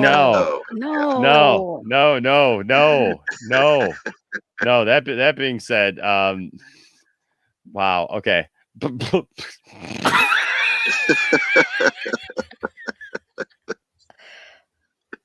Poindexter Lounge after dark. Oh yeah, Bradley, I'm with you. Oh Lord Almighty, yes. All right, we're gonna move on and welcome in our next guest, the Variety Vendor. What's going on, the Variety Vendor? Whoops, why is it? I brought you in. Hold on a second. There we go. I'm lagging, I think. There we go. Hey, what's going on, brother? How you doing? How's it going, everybody? I hope everybody's doing well. Yeah, we're doing great, man. Doing well. I like your background. We can watch the show while we talk to you there. That's great. Yeah, that's awesome. And not just that, but I'm watching the Zack Snyder's Justice League on a CRT right there. Awesome. For the sixth time. Awesome. That's awesome. Fantastic, man. So, am I allowed to make you cry? Sure. Go for it. Sure, go for it. All right, here we go. There we go. Get the tissue. Deep breaths. My camera keeps going out of focus. There we go. Okay. All right. So when it comes to you, Enosh, and you talk about spreading love and positivity and all of that, and wanting to be a part of a community, I really think that you have quickly become a very important pillar in the community, where I really do feel like fandom, when it comes to fandom, everybody, it's so sexy to think about toxicity, and because that's what makes the headlines. It's hate, hating on this, hating on that, hating on a group of people. But your way of really sharing that love and not being afraid, to share your opinions, that's what makes you unique right there, and it's very much appreciated, even if you don't hear it as much, it is there. It is appreciated, and we need to spread more of things like that. Are you crying? Go ahead. No, you got me though. You got me though. A little bit. I started tearing up. You got me. Man. So I really wanna hit on one thing real quick. Sure. Zack Snyder's Justice League. I loved it. You know, What's everybody- that? What's that? The thing that doesn't exist. You know? Oh, yeah, I've never heard of that. I've never heard of that. We've never talked about that here on the channel, so I wouldn't know what that is. No, I'm just I absolutely loved it. You know, it's in my top 10 favorite, comic book movies of all time, and it just keeps getting better and better because I keep noticing new things every time I watch it. Yes. One thing though that I will say, and everybody wants to say, "Oh, it's too long" and stuff like that. We already knew going in. You know, it was already told to us that it's going to be long and it's in chapters and everything. My problem is one thing, and that is Steppenwolf. And I really think it's not that he wasn't done well. He was actually a really good character, but I really do think that he is not really an interesting character. You know, not that interesting as far as a character as on his own. And he was never really interesting. I think it would have been way better if they had Calabac instead, because and I'm going to connect this, just by throwing out a reference. Have anybody seen Lion King 2? Simba's Pride? I have. Wow, really? I have not. I'm the only one. Yeah, I've seen it. Okay, so Saggy, you know who Nuka is, right? Yeah, I believe so. If I'm Come on, correct, Saggy. Come on, Saggy. It's been a while. It's Saggy, been come a on. while. Who's Nuka? We want a full character description right now, Saggy. Basically, he's not the Scar's son. That's the other one. He's one of the sons, though, isn't he? He's pretty much like the bastard son of Zira, who is Scar's mate, and his arc really reminded me, especially the ending of Justice League, the movie that doesn't exist. That the ending really made me think, like, if that was Calabac instead, with Darkseid crushing his head and pretty much saying, "You failed me," I think that would have been just so much more impactful, because no matter what, he cannot get his father's love. Wow. What do you guys think about that? I think the theme of family and fatherhood and motherhood runs deep in the Snyderverse, so I wouldn't be shocked by that. So yeah, that's good, man. That's awesome. Wow. I definitely think that would have worked. I think that could have been. I agree, Truth. With the way that family does play such a huge part in what Zach has brought to the screen. Man, that would be. Yeah, I think Calabac would have been fine. I guess the only thing that I would push back on that a little bit with is Calabac has always kind of been that, right? Calabac has always kind of been this character that, like, he's trying to impress his dad. Saggy, do you know who Calabac is? From Lion King 2? No. I'm very confused. I'm tired. I know that's all right. I'm just imagining Calabac in Lion King 2. I was like, wait, are we still talking about Lion King 2? No. Calabac is Darkseid's son. Oh, I was looking at Kovu. Yeah, no. Calabac is Darkseid's son. So I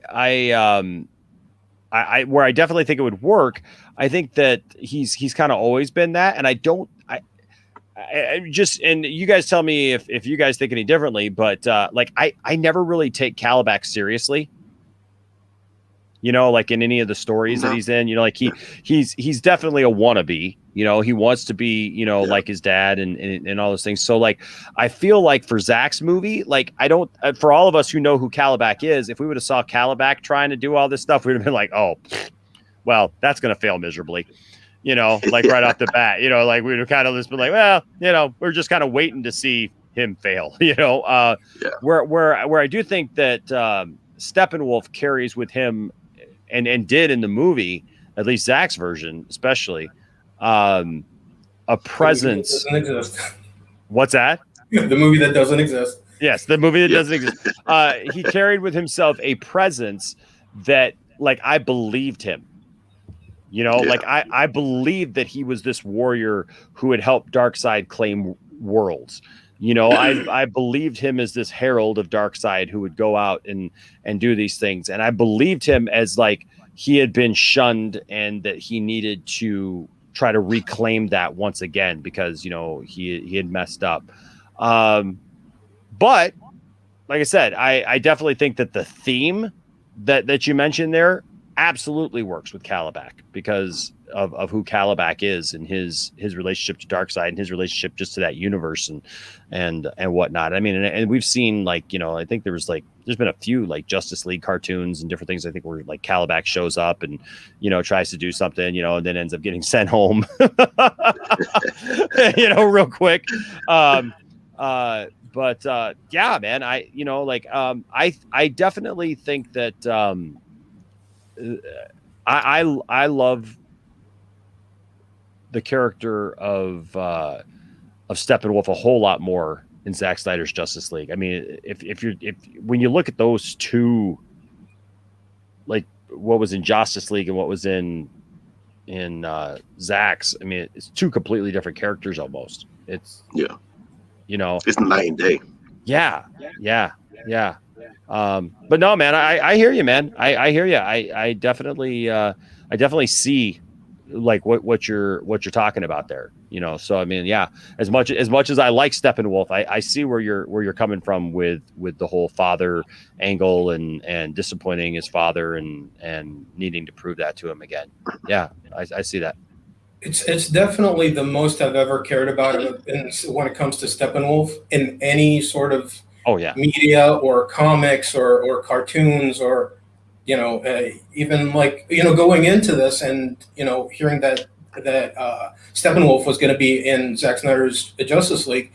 I didn't even think like why Steppenwolf Steppenwolf of all people. And then after watching the movie, I did turn a corner and was interested, but man, I wish it was Kalibak, and that's just for me. Sure. And here's another thing, when it comes to conversation, and this is something that I've noticed when it comes to not just fandom, but also in politics and sports. And what I really hate when it comes to conversations nowadays is that it's mostly somebody trying to tell the other person like, no, you're wrong and I'm the one that's right and stuff like that. Now we just had a conversation about Kalibak, and you kind of see it in a different way.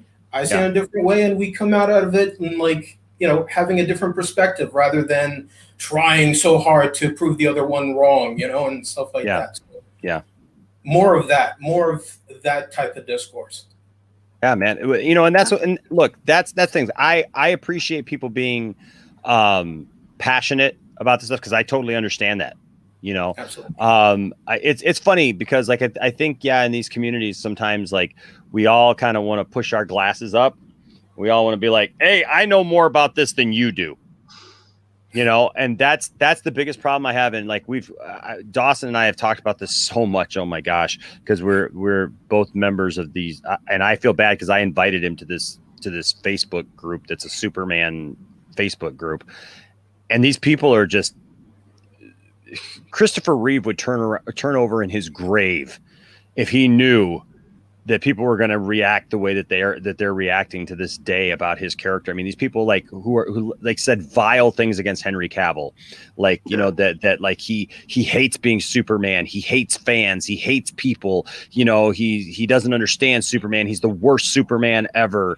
And then attacking fans just left and right. Just like it's supposed to be like a Superman group for all ages, and for all versions of Superman. And it's like, if you mention anybody but Christopher Reeve, like there's like 5 people who just attack you flat out and just, it's like they're gunning for your head, man. And I'm not somebody who reports a lot of people, but like I've had to report a couple of people in the last couple of weeks because it's gotten so bad.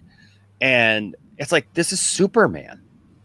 Like, we can all love a little something different, and like a little something different and have different opinions about this stuff. And like you said, we should be able to have these conversations. It should be at the end of the day. Like I lost a friend over Batman v Superman, and that was on him. He got mad because he's a Batman fan. He said Batman doesn't kill and Batman never uses a gun. And I was like, oh, okay. What about Batman 89, which was his favorite movie? And Batman Returns is my favorite. He also kills there.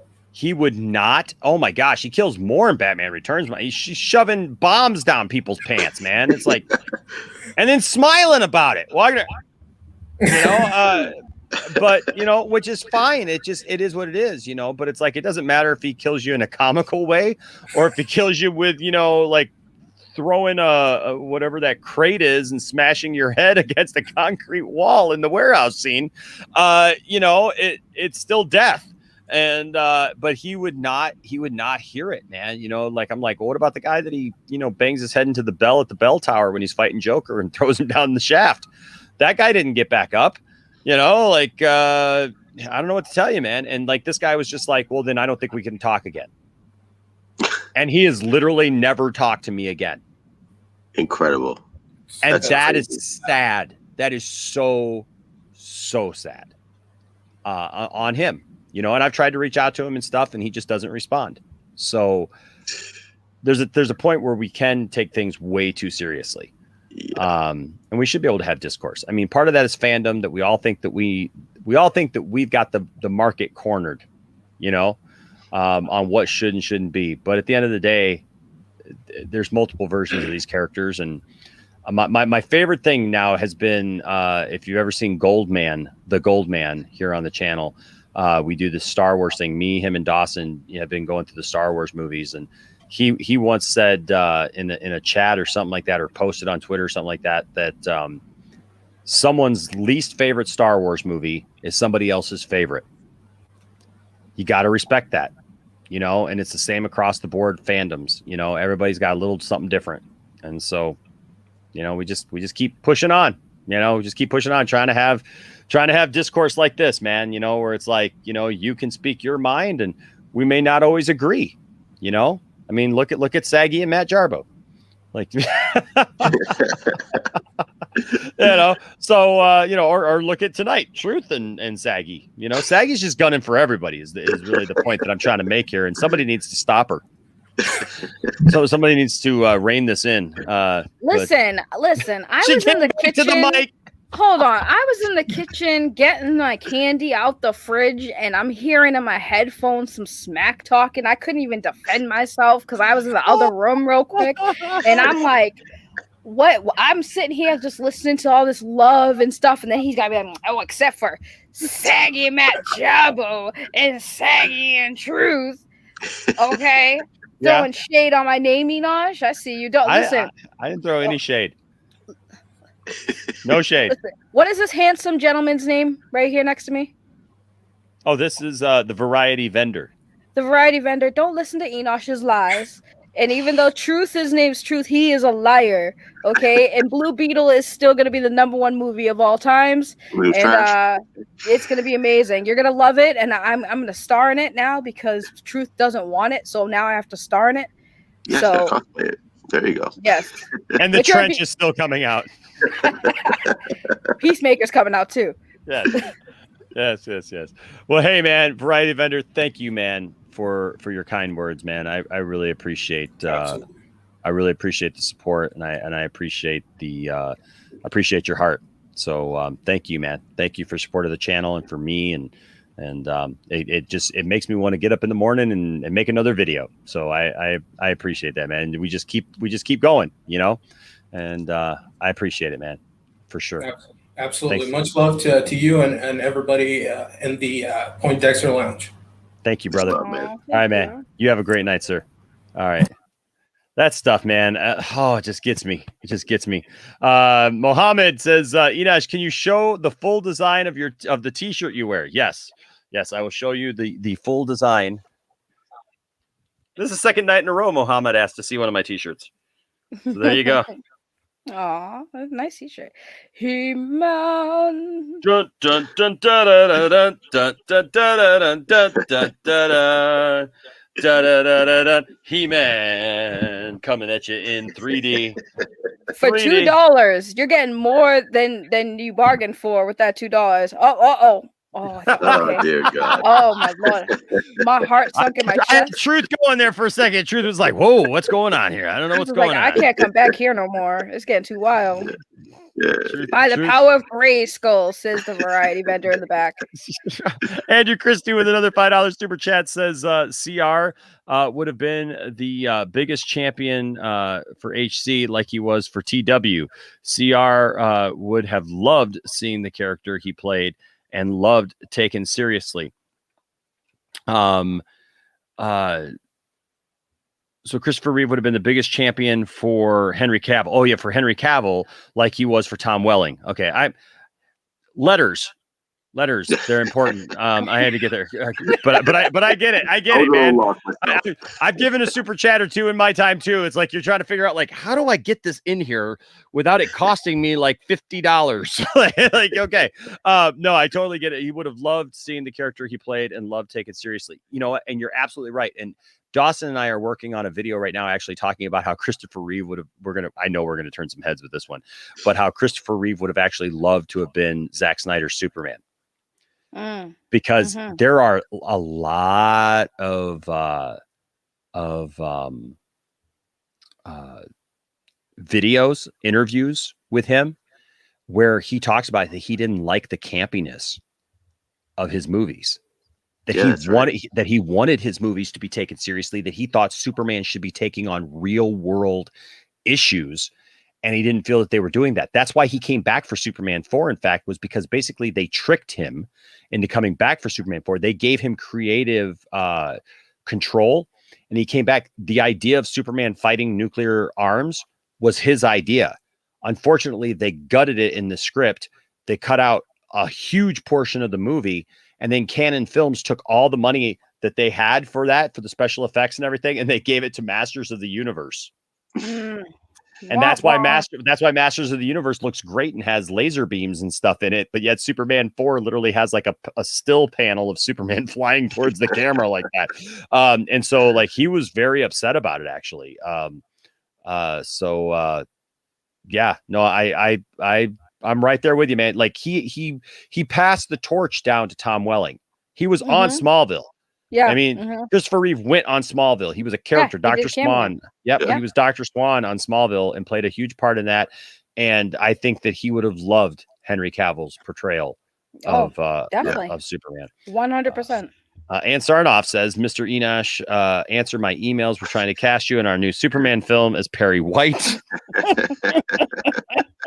God, I could only wish. The Liar 31, unban me. I'll subscribe. Oh my gosh. The Trench vocal is coming out in 2025. It's going to be out version of Marvel Civil War. Pause. Can all of you parody accounts please subscribe to my channel? I would love to see you guys over on my channel all the time. Please, all of you right now, Blue Beetle and start out Walter Hamada, you can even subscribe to my channel. I might not notice you much, but you can come and subscribe to my channel. Please do. And Sarnoff loves you. Yeah, she loves Blue Beetle. Yeah, she's down. And Sarnoff, you're more than happy to subscribe. I will always talk about Blue Beetle for you. I love the movement, Enosh. I don't know what this means. Meet me in the break room. Hey now. So when I was doing my dance, someone turning in at Poindexter Lounge dancing and be like, what the heck is going on here?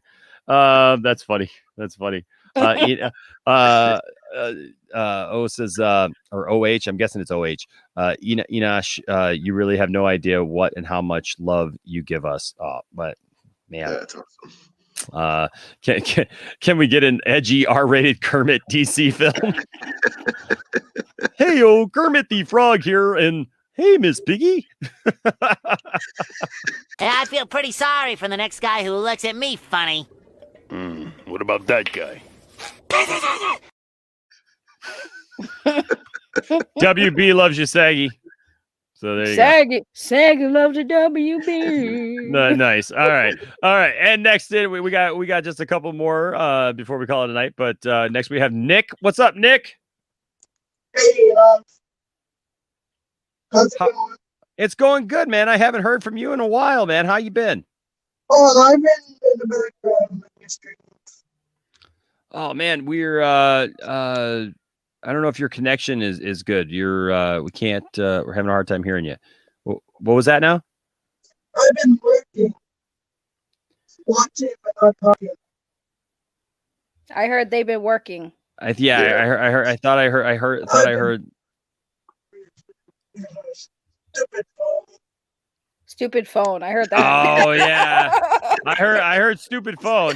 I know how that is with going on StreamYard. Sometimes, StreamYard doesn't like cell phones. Sometimes it'll be just fine, and then other times it won't be. Yeah, I've been working. Watching your streams. Okay. Well, hey man, oh no. You see it. Yep. Yeah. Yep, you see it. Tonight's a fun night. It is. All of the welcome to the Poindexter Lounge. Yeah. It's like scrambled porn. It sounds like a cyborg. Oh my gosh. Everybody's here. What a great night. All right. Sorry, Nick. Go ahead, man. Yeah. What really brought me back was the whole Snyder Cut. Have you been able to see Snyder Cut? No, I watched clips. Okay. It's, from what I saw, 10 times better than what we got 4 years ago. Oh yeah, man. It's really great, man. I hope that you get a chance to be able to see it for sure, brother. I'm also here to start like the flames of war. I'm sorry, I didn't make out. I'm here. How do I word this correctly? Ignite the flames of Warner Brothers Robertson. Hey Nick, I'll tell you what, man. Why don't we try this, man? Why don't you go ahead and go out and maybe come back in, and we'll see maybe if that clears it up. Because I love having you on, man, and I want to talk to you, especially because it's been a while since I've talked to you. But we're not able to understand what you're saying, man. And so it sounds really computerized, and like we can't make out most of what you're saying. And so so why don't you go out and come back in, and we'll try to get you back on next. Okay. Can you hear me now? Oh yeah. Wow. Yeah, that's much better. I had my headphones in. Oh, that's much better. That's much better. Yeah. I brought in because I came back because of the whole restore the Snyderverse. Yeah. We're glad to have you back, man. We're glad to have you back for sure, brother. Yeah, I just been watching other YouTube channels too. So show my support to other channels. Well, sure, man. Well, we're always glad to have you here. We're glad to have you here, Nick. Yeah. So, what's this about Warner Brothers ignoring us about restoring the Snyderverse?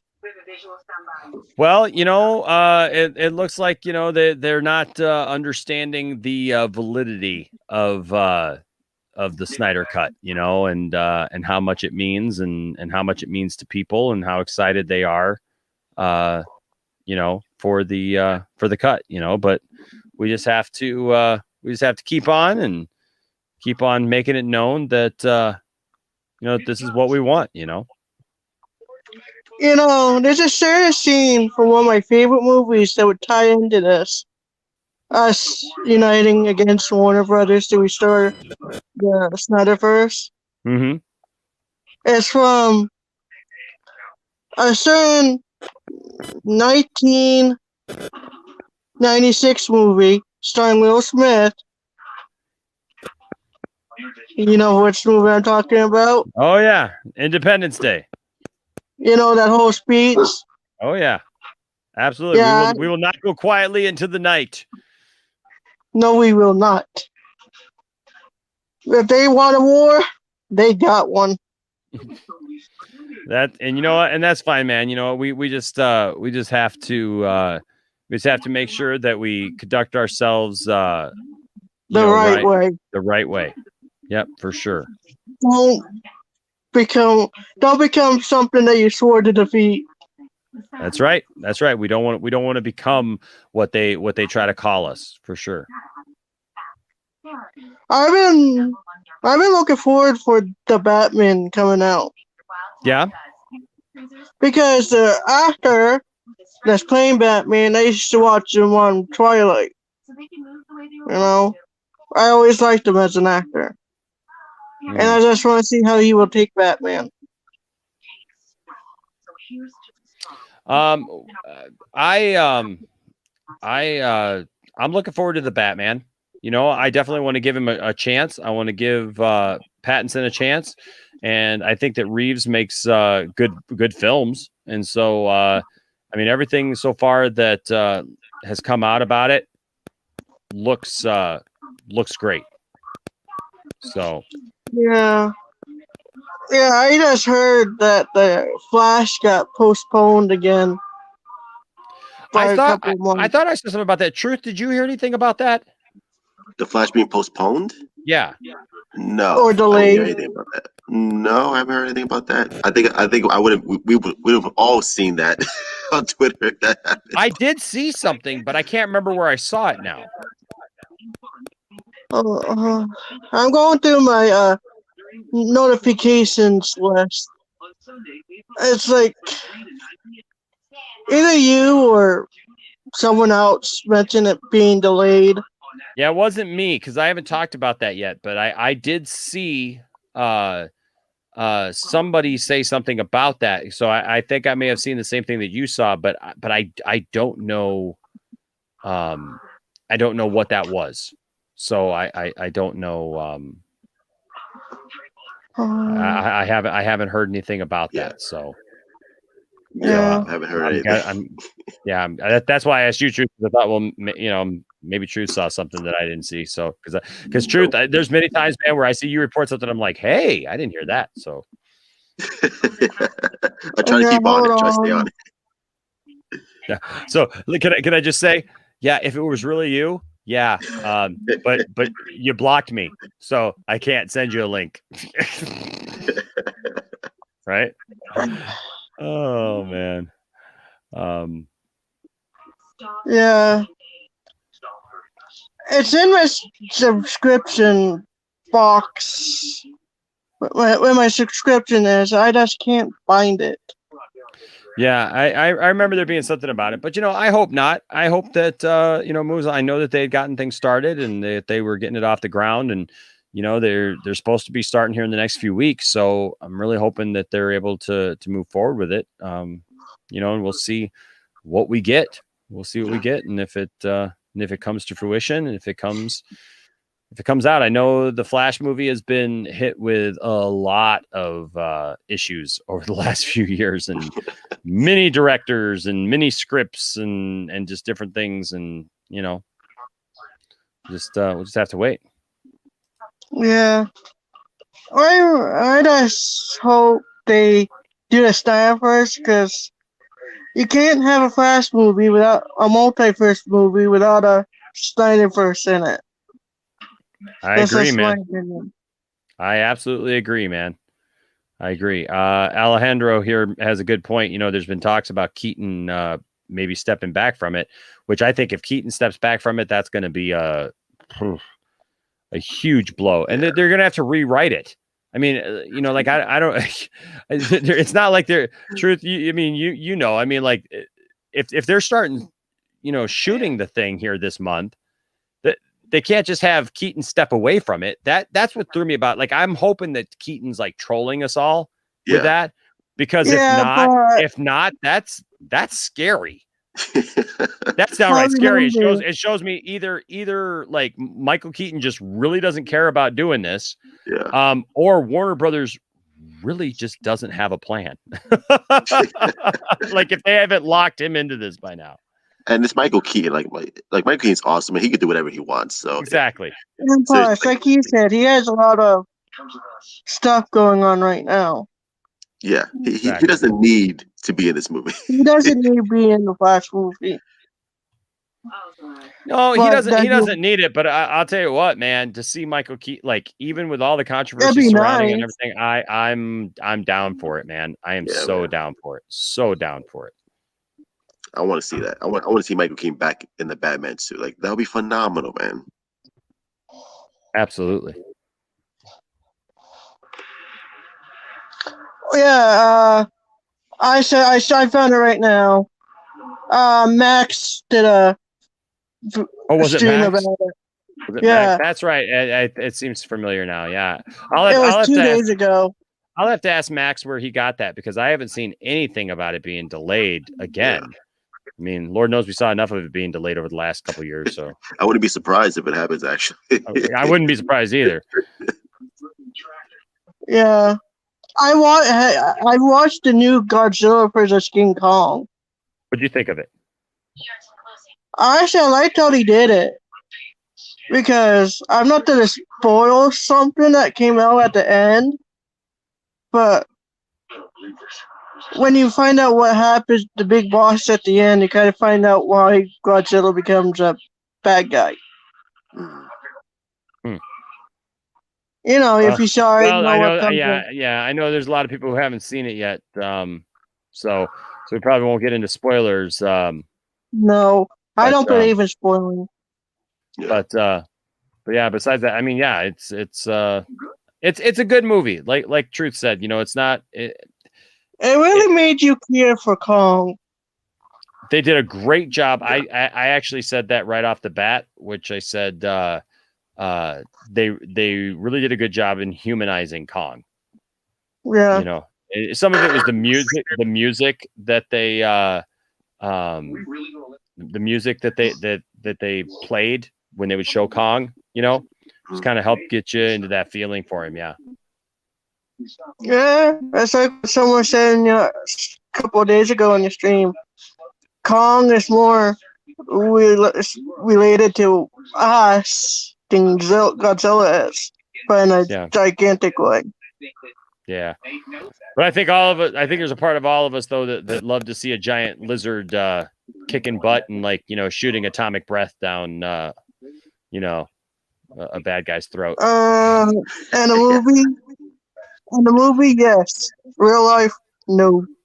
Yeah, well, I think in real life, both Godzilla and Kong would probably both scare the crap out of us. So nobody wants to see that in real life. Nobody wants that in real life. Yeah, no, you can keep that. I would like Kong in real life. Godzilla, no. All day. Sorry, it's quiet. I had to take care of some business. Yes, putting smack down. Smack him. Yeah, he gave Kong that work. Absolutely. It was a good movie. It was a good movie. I liked it. It's not my favorite movie, but it was definitely good. It was better than I thought it was gonna be. You wanna say something, Saggy? Oh no, go ahead. You can go. Ladies first. Oh, thank you. I was just gonna say that I wasn't happy when I saw the trailer. I was like, another King Kong Godzilla movie, grr. And then I was just like, okay, this is good. I can get behind this. I liked it. I knew it was coming since Kong Skull Island, and then they did the two Godzilla movies. It was gonna happen sooner or later. Yeah. Yeah. Well, it's a classic. It's a classic battle. You know, I mean, it's happened before, and I remember when I was a kid when King Kong versus Godzilla would be on TV, and watching that. So, yeah, good stuff. Good stuff. Well, hey Nick, I really hope that you get a chance to watch Zack Snyder's Justice League, man, because I think you'll love it. The first Godzilla movie I've watched was I'm trying to find what year it was. One of the most recent ones, like a lot of people give it a. I'm trying to find it.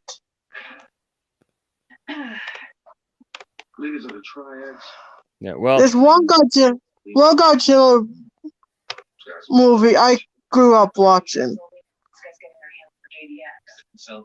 Well, there's a lot of classic Godzilla movies for sure. I mean, there's a ton of them.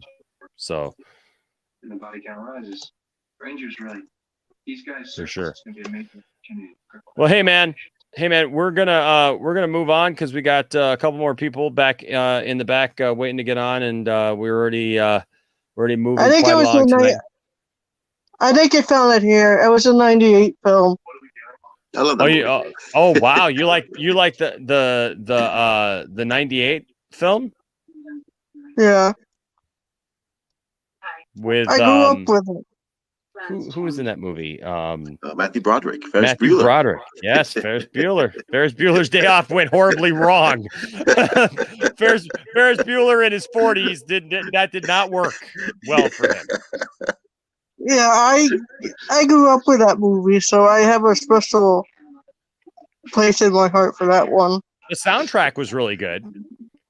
The soundtrack was pretty good. P. Diddy covering Led Zeppelin. That was I actually liked that song. I know there's a lot of people who hated it, but I actually kind of liked it. And there's a couple scenes from that movie that I think are funny, like especially when they're making fun of like Jaws with the doc stuff. That was fun. But I mean, in a weird way, it felt more like a Jurassic Park gone crazy type of movie, Yeah, I got the clip up right here. Yeah, it's a '98 movie. I grew up with it, so that's how I got introduced to Godzilla. Oh wow! Oh, there you go. Sometimes it doesn't matter which one you see of anything. That if that's your first one, like that's the one that captures you. That's the one that gets you, and that's what you have the most. And I loved King of the Monsters. It was my favorite movie from Godzilla since the '98 movie. When we got Ghidorah showing up. It was my favorite movie. That's awesome. I love any Godzilla movie that comes out. Well, hopefully you get a bunch more to come, man. Hopefully you get a bunch more to come. Hopefully they continue the Monsterverse. Yeah, hashtag continue the Monsterverse. There you go, man. It'd be such a shame if they don't. Yeah. No, I hear you, man. I know a lot of people want it, so hopefully they'll listen. And I think it's a good sign. Legendary, I think, wants it. They're campaigning for it. So now we'll just have to see if the owners of the franchise allow that to happen. But hey, man, Nick, it was good having you on, man. It was good seeing you. I haven't talked to you in a while, and so it's always good to talk to you, brother. But I got 3 more people who are waiting right now, and I want to be done here in the next little while. So. Like I said, if I'm not in the chat, doesn't mean I'm not watching. All right. Well, I appreciate that. I'm Nick. watching. All right, man. Well, I appreciate that, man. I always appreciate you. All right, brother. We'll see you next time. You Take care. All right, buddy. Bye-bye. Nick goes back to the first time I ever did a call-in show. Yeah, Nick showed up, and he used to call in all the time when I first started doing call-in shows when COVID first started. Like back when I literally the first couple that I did using Zoom. Yeah. I was one of them. Zoom, Yeah. Zoom, Yeah. Zoom. Yeah. And so, good old days. Good old days for sure. All right, well, we'll move right along here so we can get through everybody. What's up, James Rippey? Good to see you. Good to see you too, bro. James. What's up, James? James likes the Blue Beetle. Blue That picture, though, is that I love a cat? that. Yeah, it's a cat. And Oh, Darth that Vader is helmet. the cutest thing ever. It looks so evil. Is James there? Oh, hold on.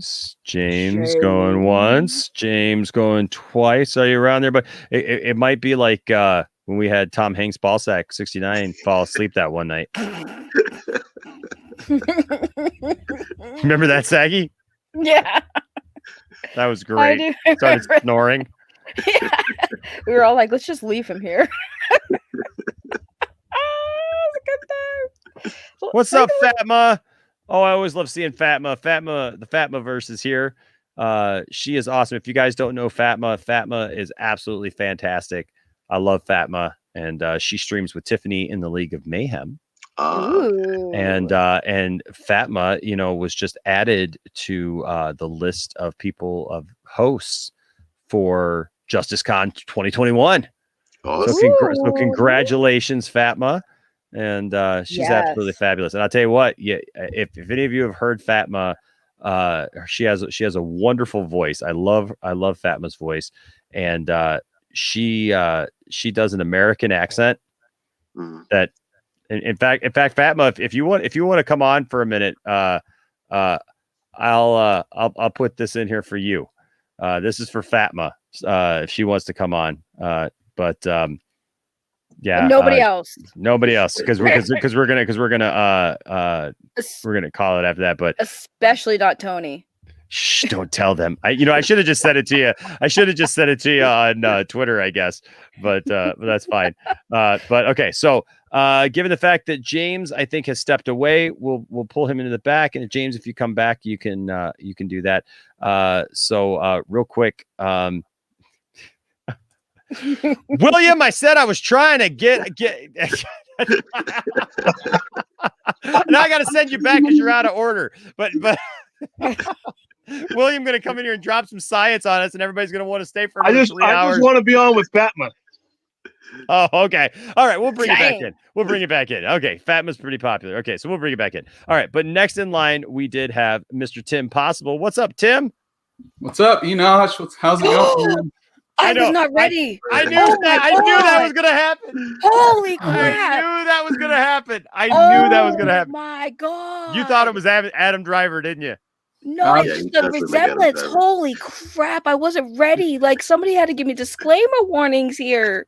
What's going on? I knew that was gonna happen. You are fabulous, and I love you. Oh, thank you. I like your cosplay. I think I saw your stuff on Twitter or something. I love my deep fakes. I get everybody. Yeah. But so I'll go into it real quick here. So I love Zack Snyder's universe. It was freaking a masterpiece. I get chills every time I watch that scene where Black Suit Superman, the doors open, the smog.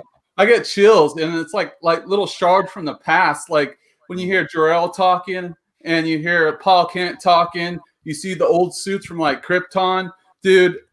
I want more than when Henry Cavill is bashing on freaking Steppenwolf. Like he's hitting him so fast and powerful. It's like you see like the impact when he flies away. Like reality just warps in a way, right? And then Aquaman sticks his big old fork into him and throws him in there, and Wonder Woman slices his head off and it just flops on the ground. I think the R rating was for that, or so. And it worked. It worked. But like, I think more is a bigger story to me. I love the Joe Manganiello stuff with Deathstroke, but The Rock talking about it. He's the biggest movie star right now. Like on the list, he was number 1. Ryan Reynolds was like number 2, and the number 5th guy was from Bollywood.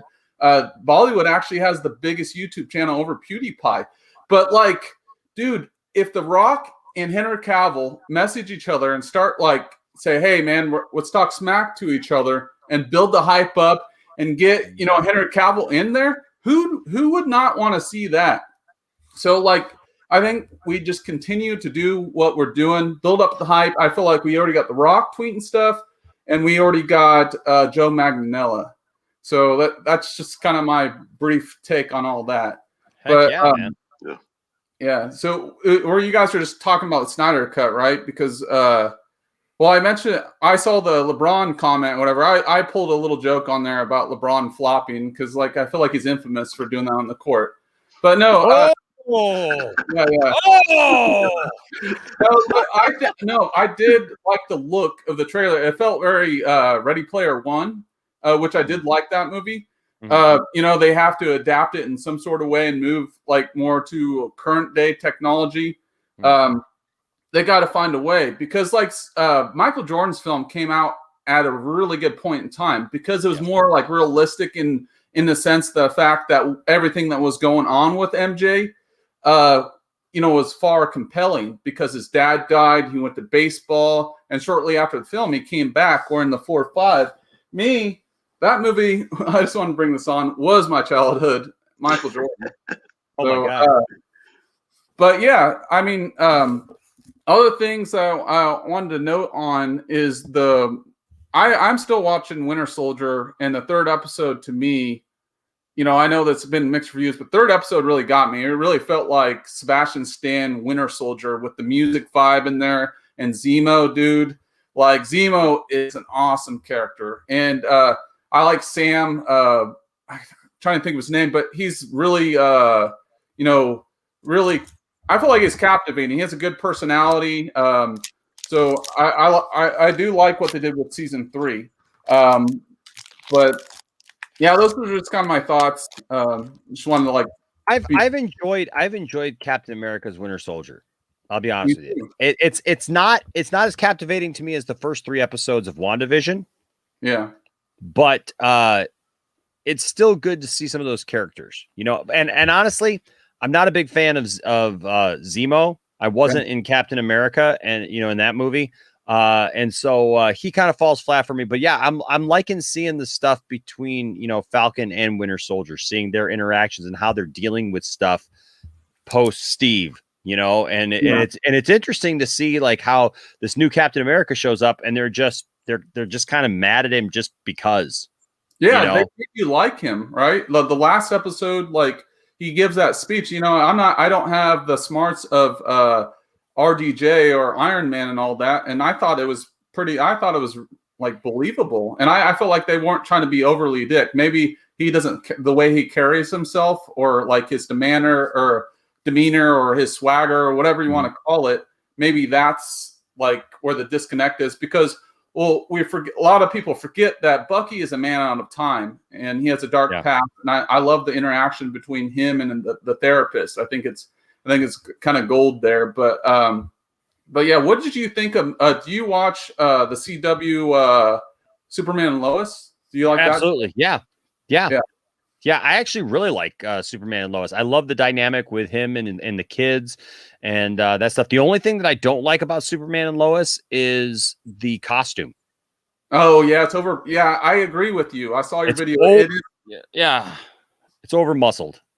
Yeah, for sure. It is. It looks like when you buy a costume online or whatever, and it has like all the padded muscles on there. That's what it looks like. It's like that fucking Shazam suit. Well, it's like they told him that he had to work out, and he's like, "Nah, can we just do a suit so it makes it look like I'm big?" 100% on that. Like that's what I feel like. But no, I do like the feel of it. It feels like a continuation on from Man of Steel, like before those years or whatever. I feel like it could be in the same universe, but showing like what's microly going on. Like what Man of Steel did, he was only Superman for 2 days. Yeah. And we macroly saw him. We didn't really get to see like in detail of him being Clark, right? Yeah. Hey, Tim, hold on just 1 second. I don't mean to cut you off, man. Fatma can only just come in for just a minute, and she just wanted to say hi, and and then she was gone. Well, that was fast. Hi. That was fast. Apparently, I brought her in right when she had to go. I knew she had to leave. She was getting ready to start work, and I had invited her in, and I just love Fatma, and so I just wanted to say hi to her. But now she's gone. So love you, Fatma. Sorry that you were gone. I literally brought you in. We saw you, and then you were gone. That was the quickest hi I've ever seen. I know. somewhere William is going, oh man.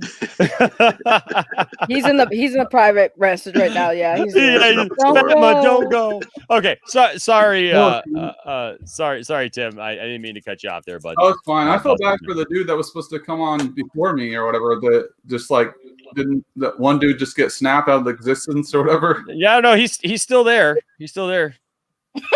What's up, James? You there, buddy? Nope, still gone. Okay. All right. But no, I like what they're doing because it doesn't feel like a CW show or whatever. I like Arrow season 1 and 2 for me.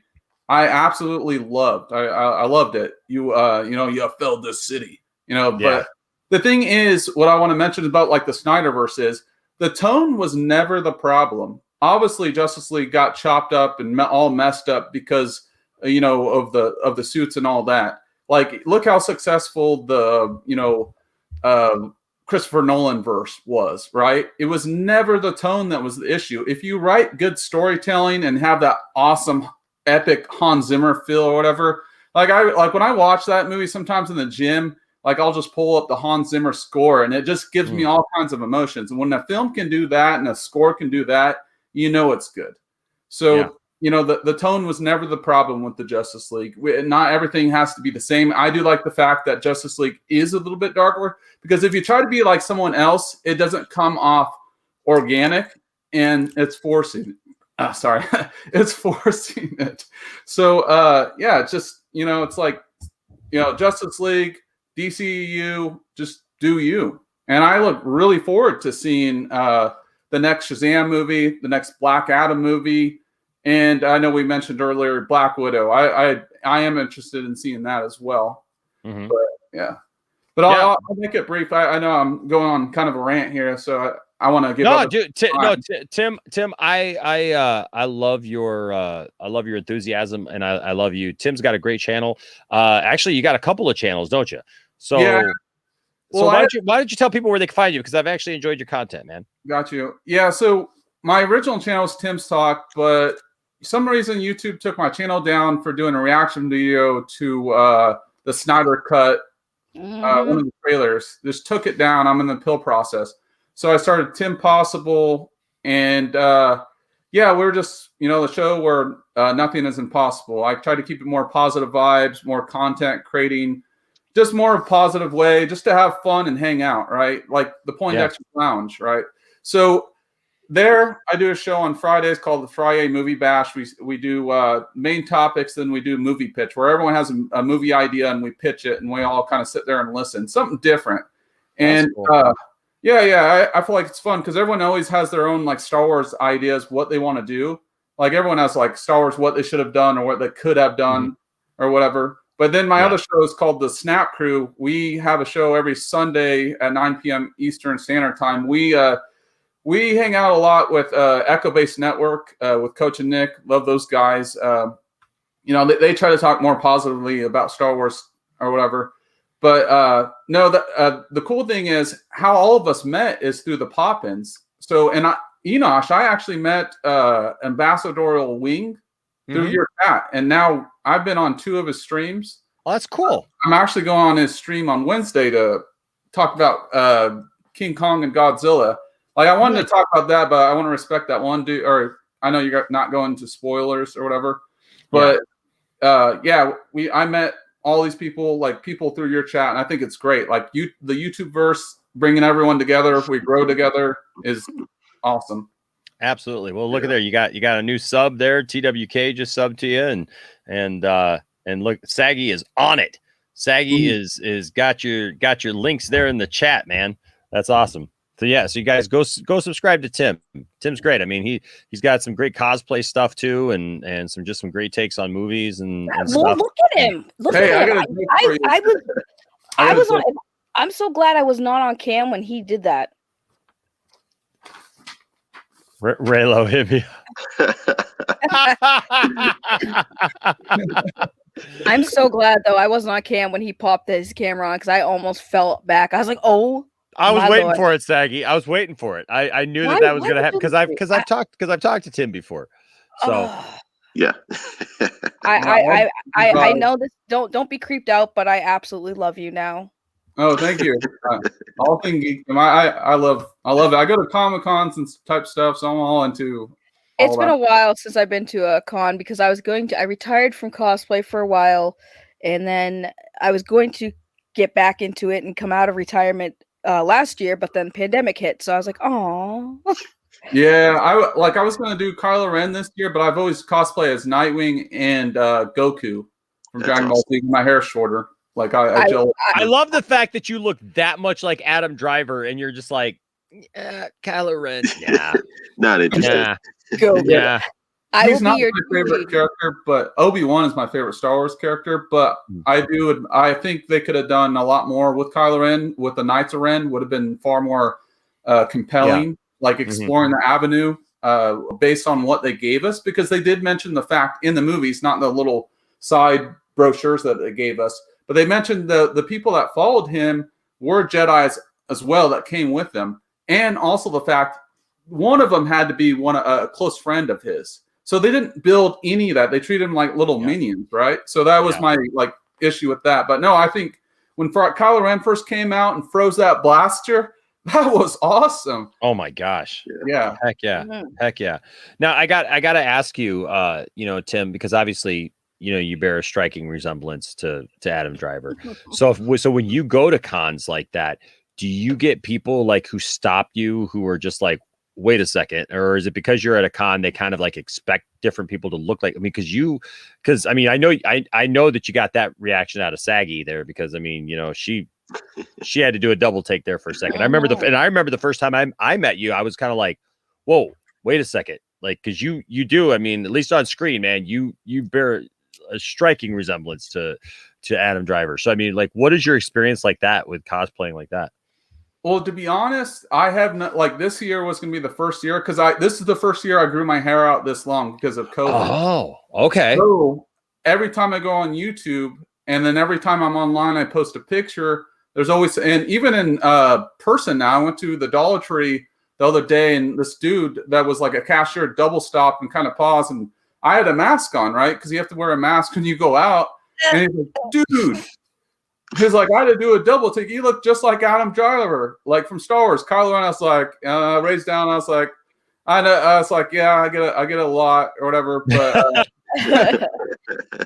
so yeah, are you like over it now? Like you're just like, oh, okay, yes. Yeah. The only celebrity I've ever got mistaken for is Raven Simone, and that's because when we were kids, we looked identical. When she was on the Cosby Show, I looked a spitting image of Raven Simone. But as we grew older, I don't look as much like her. But my aunt, when we told her the story, first time she came out to Boston, she's in Texas. We were at those horses things that ride around town. She was yelling, "I'm riding with Raven Simone." I'm like, oh my god! Now everyone's staring at us, thinking Raven Simone. They're following the cart. I'm like, Auntie, shut the hell up, please, shut up. I know who Raven Simone is. I love the Cosby Show. She had that spin-off show, didn't she, too? Right? Mm-hmm. Yeah, I watched that. Yeah, she was that so Raven, but yeah, everyone used to tell me I look just like her, and it was crazy. Yeah, that's so saggy. Well, I'll tell you what, Tim, I would love to be a fly on the wall, or like be following you around the first con that you do get to go to, like if you go as Kylo Ren or something, because it would be interesting to see the reactions of people around you, man, because you bear a striking resemblance. Yeah, for sure. I don't get too many things. I get when I was younger, I used to get the kid what was the baseball movie? Sandlot. Oh, he froze. He froze. Best time to freeze. So Tim, while Enosh's connection does whatever it's doing, I have a question. So if you're gonna be Goku, he's back. Yeah, sorry. Yeah, I don't know what happened there. You froze on the best face though, so it was fine. Picture perfect. Yeah, no. I got that kid from the Sandlot. People used to tell me when I was younger. And then what's actually it's baseball related too. What's the guy? He's got curly hair. He's in a baseball show like that was on like how was it? Eastbound and Down or something like that. You guys know what I'm talking about? Angels and Outfield is the other show I think I know movie, and it's probably not Angels and McBride. Yes, Danny McBride. I get Danny McBride every once in a while. The people think I look like Danny McBride. I guess not really. Yeah, I don't know. I think it's the curly hair that like because when you know because I wear hats on the show a lot, but you know. I was going to ask, you have hair? I've got a lot of hair. Yeah. I thought that hat was part of your head. It's got that Kenny Powers hair. I thought you just wore hats on top of a hat. I thought that he didn't have hair. The hat was just part of his head. Is that so, Sag? Is that so? is that what we're going with now? Is that what we're doing, huh? Is that how we're doing? Yeah, no, especially when I was heavier, I got this. That I looked like Danny McBride. I don't know. Is that Kanye West? Why is Kanye West? I don't know why Kanye West. I've gotten that too. That I look like Kanye West. I can see it. I can see the resemblance. Can you see it? Can you see it? Yeah, I can see it. I can see Kanye. Yeah. No. Him and I have similar hair, and there's like sometimes where like I can kind of see it, you know. But I could see that your eyes are similar, like the way they set or look. You could be his brother. Here we go. Yeah. Yeah. Let my hair down, and you know. Apparently, this hat's too tight because the Nimwa hat is too tight. It is part of his head. See, I got plenty of hair. Are you kidding me? Look at that. I got plenty of hair. I can do all kinds of crazy things with it. Nice curly hair. There we go. Wavy, curly wavy. Go back. Remember Beekman's World? When I was a teenager, people used to tease me that I looked like Kramer from Seinfeld. You know what that reminds? She's letting his fro grow. Yeah, that crazy like guy that talks about space. You know that guy's like, whoa. You know that one dude that like I don't know his name, but he talks. Oh, not Bill Nye. Yeah. Oh, the guy. I know what you're talking about. He's in all those. He's on the Discovery Channel. He's always talking about space stuff. I know what you're talking about, but he has the craziest hair, and you always see him, and you're just like, I don't even care the words that you're saying. How does your hair defy gravity like that? Yeah. Oh, you mean alien guy? Yeah. That guy. That dude. That guy's a trip. That's funny. Yeah, it's all aliens. It's all aliens. It's all aliens. It's all aliens. That's actually Enosh. That's an actual picture of Enosh. That's not even the alien guy. That's not even joke. That's Enosh. Probably. I subscribed to Mike Zero because of your channel. Did you subbed to Mike Zero? See, Mike, it's not all bad. It's not all bad, Mike. Mike is very happy, and don't forget to go to Mike Zero's Clickbait Warehouse, video warehouse, trusted by the fandom menace for all their clickbait video needs. Oh yeah. Oh, Mike Zero provides us with plenty of just hours of entertainment. So hours. Well, hey Tim, it's always good to see you, man. I always love seeing you in the chat, brother, and I always love watching your videos. So I'm glad a couple people subbed to you, and I hope that you're doing well and staying safe wherever you are in your neck of the woods. And that, like I said, I always love talking to you, man. So yeah, it was nice meeting y'all. Take it easy. Take it easy. We'll see you, Tim. Yeah, everyone definitely go sub to him because WB took his main channel down. Go show him some love and support for that. You know, for that alone, go show him some love and support since he had to make a new channel. Right? Yeah. You know what? That man, I tell you what. Yeah, it's just crazy. It's just crazy sometimes. WB is just notorious for doing that. And Zentex says, you could be Danny McBride's stunt double. There you go. Yeah. I'm Walmart brand. I'm Walmart brand Danny McBride. There you go. That's me. Yeah. Eastbound in Enosh. Yeah, I'm gonna post the links again. Hairline is fire. Well, I should go get a brush and brush it out. You guys wouldn't believe what I look like then. Enosh McBride. Nice. Love it. Enosh needs to hit up a con next year is Kenny Rogers. You gotta know when to hold him. Well, truth, you're giving off dad vibes, apparently. I don't know what's going on here. Love your band. Enosh is Gladiator. There's people who tell me that I look like that's right, that I look like what's his name? Gladiator dude, Jor-El. Russell Crowe. Yeah, Russell Crowe. There's one guy who keeps calling me Russell Crowe every time he's in the chat. It's like, hey, what's Russell Crowe doing here? Maximus. Cracking me up. Dravwalker, what's up, Luke? Good to see you, man. I love you, buddy. Says Enosh, your hair is like a bouffant. I used to have really curly hair, but over the years it straightened itself out like my life. My hair is not straightening itself out. It's not straightened out at all. Thank you, Will. I appreciate that, man. You know what? We're trying, man. We're just trying to do our thing, for sure. So hey, so we've got let's see. Hold on a second. Where'd he go? Oh, he's gone. Well, I was gonna try to bring what's his name back in, but I think he woke up. So, ladies and gentlemen, but Hugo is here. What's up, Hugo? Hey, Enosh. Hello, How you doing, brother? Hello. Hello. Hey, Saggy. Hello. I'm all right, thank you. I promise I won't cry this time.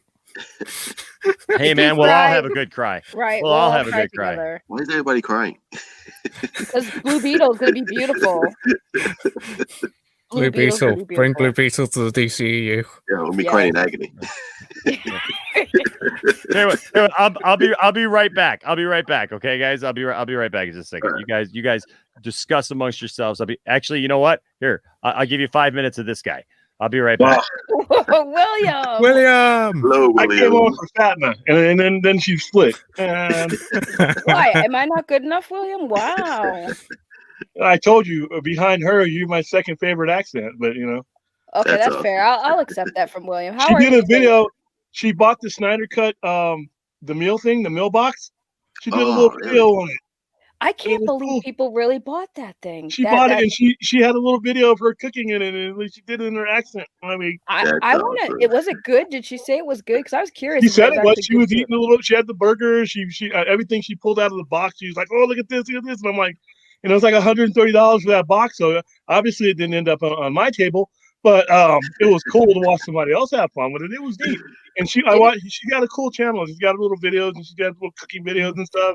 And like I said, I'm a big fan of accent. It's her and Liz Wonder. They got those accents, and then there's Saggy. But like I said, George is more the crazy Bostonian accent. Like what's that guy, Dennis Leary? Does Saggy have an accent? I can't hear Saggy's accent. You hear it once in a while. You hear it more when I'm angry. Like people don't understand when I'm angry, it comes out bad. The W's start to come out and the R's start to disappear. Yeah, the O's go away. I'll be like, the Snyder Cut, guys. You don't even understand, kid. Like, I'm from Boston. We got water and soda and pop and stuff, man. You don't even know. I want my Zach. I want my Justice League. Park the car, Harvard Yard, okay? Park it. I need that Boston accent. I need to hear it. I get New York all the time. People be like, "Are you from New York?" And I'm like, "Oh my god, are you serious?" No, I immediately identified it as Bostonian. Immediately, as soon as you started screaming at Jarbo the other day, I'm like, that's a Boston. That's a Bostonian mad woman right there. Jarbo brings out the hood in me sometimes, and I can't help it. And it's just it comes out. The hood in me comes out. See, and Truth knows. Truth, you're from are you from New York? Yeah. No. Oh, me? No. Yeah, I was gonna say no. Now I know. I thought I heard Truth was from New York. So I am. You know how us hood, Boston, New York, how us hood Boston people be. When Matt Jarbo gets on the stream, it just comes out. It's popping off. The red hood. Right, the red hood. Talking about plungers and strippers in the same stream. Oh my God, I know. It always happens. And I love how when you just say his name, we're already talking about it. So his ears must be burning. I know his ears are burning. I'm waiting to see him pop in the chat. Oh, with what are his you guys eyes talking glowing. about? Right. What are you guys talking about? That You was Matt hilarious. Like I Jarbo. said, what's the I love your Canadian? voice. Like I said, the strain with the Canadian was the hilarious one. That one went on and it deteriorated as the minutes went on, and it just got worse. I was waiting for YouTube to just come take you guys off the air that night. I mean, it just went south quick, and it was hilarious, man. He was the plunger came out, strippers came out, the I love cock but I hate the smell came out. I mean, it was hilarious. That was wild. I Yeah. felt bad for Enosh because Enosh was sitting on the camera like, what is happening to my show? Yeah. What I think he was contemplating privating it or something. He was contemplating life for a minute. He should He save that show and put that in the Smithsonian or something. I mean, and just sit and watch that show over and over again. I mean, that show was great. I'm gonna tell you right now, if Enosh was a cat and that stream happened, we would have taken at least 7 of his lives that night. Yeah, but to his credit, he let it go. He didn't People were really. giving He him could have money. ended it. He could have ended it, and he just kept it going, and People it were just super kept getting chatting. more National Lampoonish by the minute, and then the people in the chat room started taking on all these crazy ass identities. Enoch, or the plunger was in there, the broken plunger stick was in there. William, the plunger made a Twitter account after that Yeah, night. There's yeah, I a heard he Twitter followed page him. called the plunger. Like that was that stream was wild when the plunger now has an actual Matt Jarbo's plunger has a Twitter page, y'all. So if you guys are interested in following what the heck? This man You ran got into the the dark. bathroom with a stroke. What's You got the dark that 70s show. What's the guy from that 70s show? Oh yeah, the one with the glasses, the hot Yeah. one. I think the one that's about to go to prison, right? Wow. Oh yeah, unfortunately, Yeah. he's a going to prison. Scientologist. There you go. Enoch just let the fro go. He let it go, and he was like, "I'm You have a lot of hair. Heck yeah, baby. You know Heck what's yeah. depressing? Do you know what's You're depressing? You're listening to the Poindexter Lounge, baby. Keep it right here Yeah. for only the sweetest. What's the guy that does the painting? Is it Bob Ross? Yes, I went as so it's funny. Last Halloween, we always have a Halloween party here, and it's funny because last year I went as Freddy Krueger at first. I mean, I bought the sweater, I had the glove, I had everything, and I put prosthetics all over my face. And about 20 minutes into the party, we're playing a game and stuff, and like pieces of my skin are falling off. Like I have these like rubber pieces falling off my face. So I was like, screw this. So I went upstairs, I brushed my hair out real quick like this, and I just and then I had gotten a paintbrush, and I had a plastic what are those things with the paints on or whatever, and I just put on a blue collared shirt, came down in some khakis, and I was Bob Ross.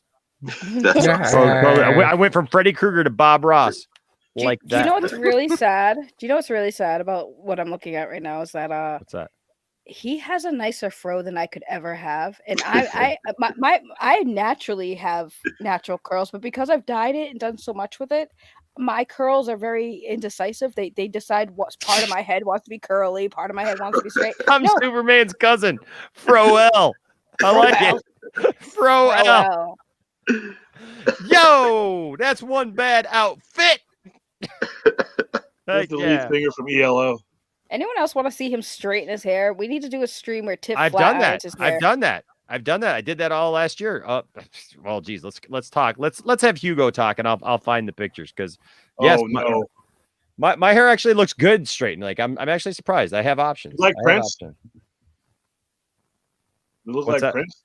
No, I don't look like Prince. I just it's just different. Just different. Well, Hugo, thank you for stopping in. What's up, how are you Hugo? today? How are you today, Hugo? I'm okay, thank you, Saggy. Just happy to be on again and talking to Enosh and everyone here. William, I really enjoy your wisdom. Can't remember which stream it was now. It was probably the one before I broke down and cried after you left. But you had some really good facts you were spitting there. I really enjoyed I'm sorry. What you had to say. I'm sorry. What you said was funny too, but what Ryan just said here was that this wins. Ryan, you win. You win, Ryan. Oh my god! I'm because I can hear Freddy Krueger saying it. That's the. It's like I can imagine the whole thing. It starts off Bob Ross painting a little tree or whatever, right? And then like somebody comes out and he's just like starts beating her like he used to do with the brush. You know, it's like let's just put a little happy tree in here. Yeah. Yeah. There you go. You know what? The funny thing about Freddy Krueger is the guy was a child killer, and we all got a laugh out of him. Right? Right? The guy stuff you kidnapped should not be killed- laughing about, but for some reason we were. It was just funny. You know why? Because we never had a movie where you actually saw him do any of that. He was just by the time you saw Freddy, and he had killed children. He had the survivors had grown up and they burnt his ass, and now he's cracking jokes. But when you come to the core of Freddy, he's a child killer. I mean, you would do documentaries about the days before his execution, but we laugh at him. I mean, he's hilarious. But like I said, I forgot that he killed the kids. You don't even remember that. They hardly mention it. Wait, hold on. You forgot that he killed kids? Like that was the whole point of the movie. Yeah, Right, he but took him down to the boiler room. He killed him. but they all grew up, and you forgot about that because like now he's going after the teens and the adults. So it's like you forgot he actually killed the kids. So you're just like, oh crap, that actually happened. He definitely did. He definitely That's why it's important if you're gonna make a serial killer movie. You have to put all the uncomfortable stuff in there, the violence and ripping and all that stuff. Otherwise, you will relate to the villain like you would Freddy Krueger, and that might not work in other environments. Like if you were going to do like the Zodiac or you're going to do like the BTK or anything like that, you couldn't bypass all the stuff BTK did and have him cracking jokes. You just would not take him seriously as a villain. But Freddy was different. You were never supposed to take him seriously. Well, William, for punishment for Freddy for hurting those children, they put him in Freddy vs. Jason. So I think the justice was served. That was a good movie. Now, Saggy, don't you even. But Enosh, don't you even. Enosh, Freddy vs. Jason is a great movie and a movie that I waited my entire childhood to see. I will have you know. Sir, there were way too many plot holes for me. There were so many things that were bad in that movie. We don't talk about that. The beginning credits, the middle, and the end. I'm just saying. we Who won, Enosh? Who won? The head was alive. Who won? That wasn't fulfillment. Now you want to get nuts? Come on, let's get nuts. Ghost of Film Junkies in her. So I just got canceled. Why did you say that? I just got canceled. You know what though? No. After I think the second one, well, actually, it just got to the point where it was just a joke. Even he had his own show for a while. Oh yeah, Freddy's Nightmares. Freddy's Nightmares. And the stories were good, but he would come in every now and then cracking jokes, and it was like it got to the point where I don't know, it kind of got old. And same thing with Jason. Once your franchise goes to space like Jason did, it's over. Well, that's bad. Leprechauns in space, Jason. Once your storied franchise, it's time to reboot it. Time to restart it. Excuse me, William. Jason X was a parody movie, and it was hilarious. So it was a comedy. Movies, it was a comedy, and it aren't worked. they all though? Funny. At what point did anybody take Friday the 13th? Then listen, Friday the 13th 3, right? This is how you should never take that seriously. These clowns are driving to Camp Crystal Lake. They look off to the side and see the morgue in the corner taking bodies away, and they decide, you know what? Let's keep heading in that direction. So, and somebody didn't ever tell these people, hey, people keep dying here every summer, and I don't understand it. I mean, so at no point did you ever take Friday the 13th seriously. Well, William, really? the whole thing is in Jason X, he murdered somebody by using somebody else in a sleeping bag to murder somebody. That right he there used the freezing too. The freezing of the comedy. head too. Remember that? The comedy was just amazing, and that was the best comedy film of the year Oh, was wow. I Jason X. can't wait to see this. Dude, it's bad. It's Wile E. Coyote bad. I didn't believe it until because somebody told me about that scene. I was like, no, he murdered somebody by using a person in a sleeping bag as a weapon. They said yes. I said no. They said watch it, and I watched it, and sure They enough, said yes. I said no, did. and then I said what? It's They not said, even who? And I said no, and I said not today, Satan. He squeezed the guy's skull so hard that his eye popped out in 3D. That's great. Yeah, that's awesome. classic. I found all these pictures. I'm going to send them over to my computer here. You real know, quick. we interrupted Hugo's. I know, that's why why I'm sorry, dude. Go ahead. So very I forgot rude. about So that. very I rude. forgot I about. didn't Sorry, get Hugo. Patton's accent. I'll get Hugo's. We're bad at what we do here tonight.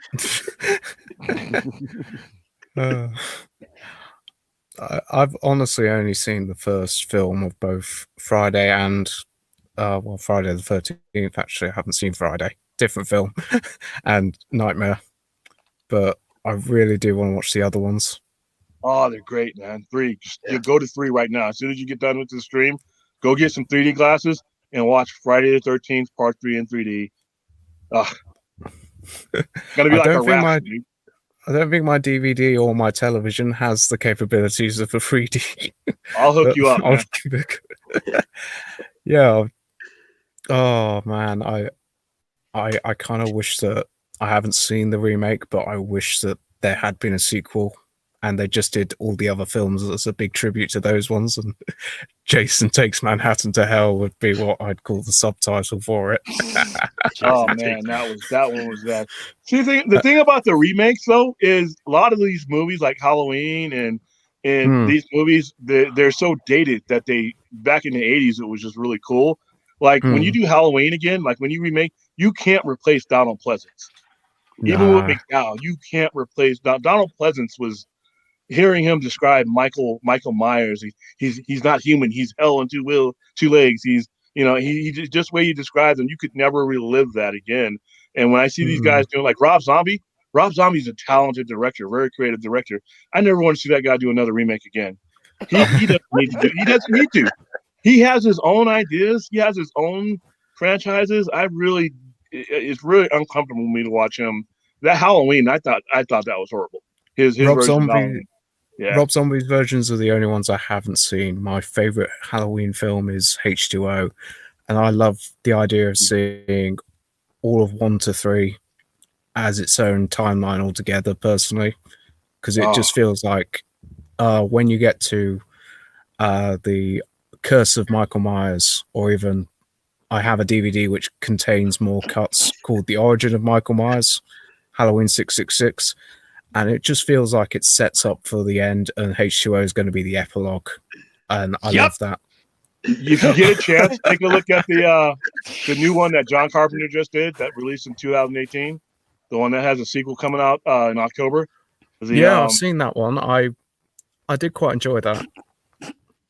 Does anyone else notice that when Enosh is just looking straight at the camera, all serious with that hair, he looks double times like aggressive, like he just wants to fight someone, like he's just ready. He looks like a 70s wrestler. Right, it's because we're worth it. While you guys were talking, I just kept staring at Enosh's camera because he was so focused, and I was like, "Wow, he looks so aggressive with that hair," while he's just being serious. He's like, "Bring it! I'm waiting. Say something to me. Look at me funny. Come on down to the sports arena this Saturday night as Enosh the Crusher takes on and Morgan Freeman. Oh wow, son William." Maybe it's Enosh. You make me look and feel normal right now, man. Enosh, are you sure you weren't the announcer for Legend of Korra? You sounded just like the announcer from Legend of Korra. I look like the bad guy from Home Alone. Oh yeah. Oh, what's that guy's name? Stern? Yeah, Daniel Stern. Daniel Stern. That's crazy, man. Once you get a fro, you start looking like just everybody now. Everybody now. Well, the crazy thing is, I saved all. Now I gotta wait for there to be enough power to my phone now, for it to boot back up, because it died. I didn't realize I was at like 0% battery life, and so I got all these great pictures to show you guys, and then it died.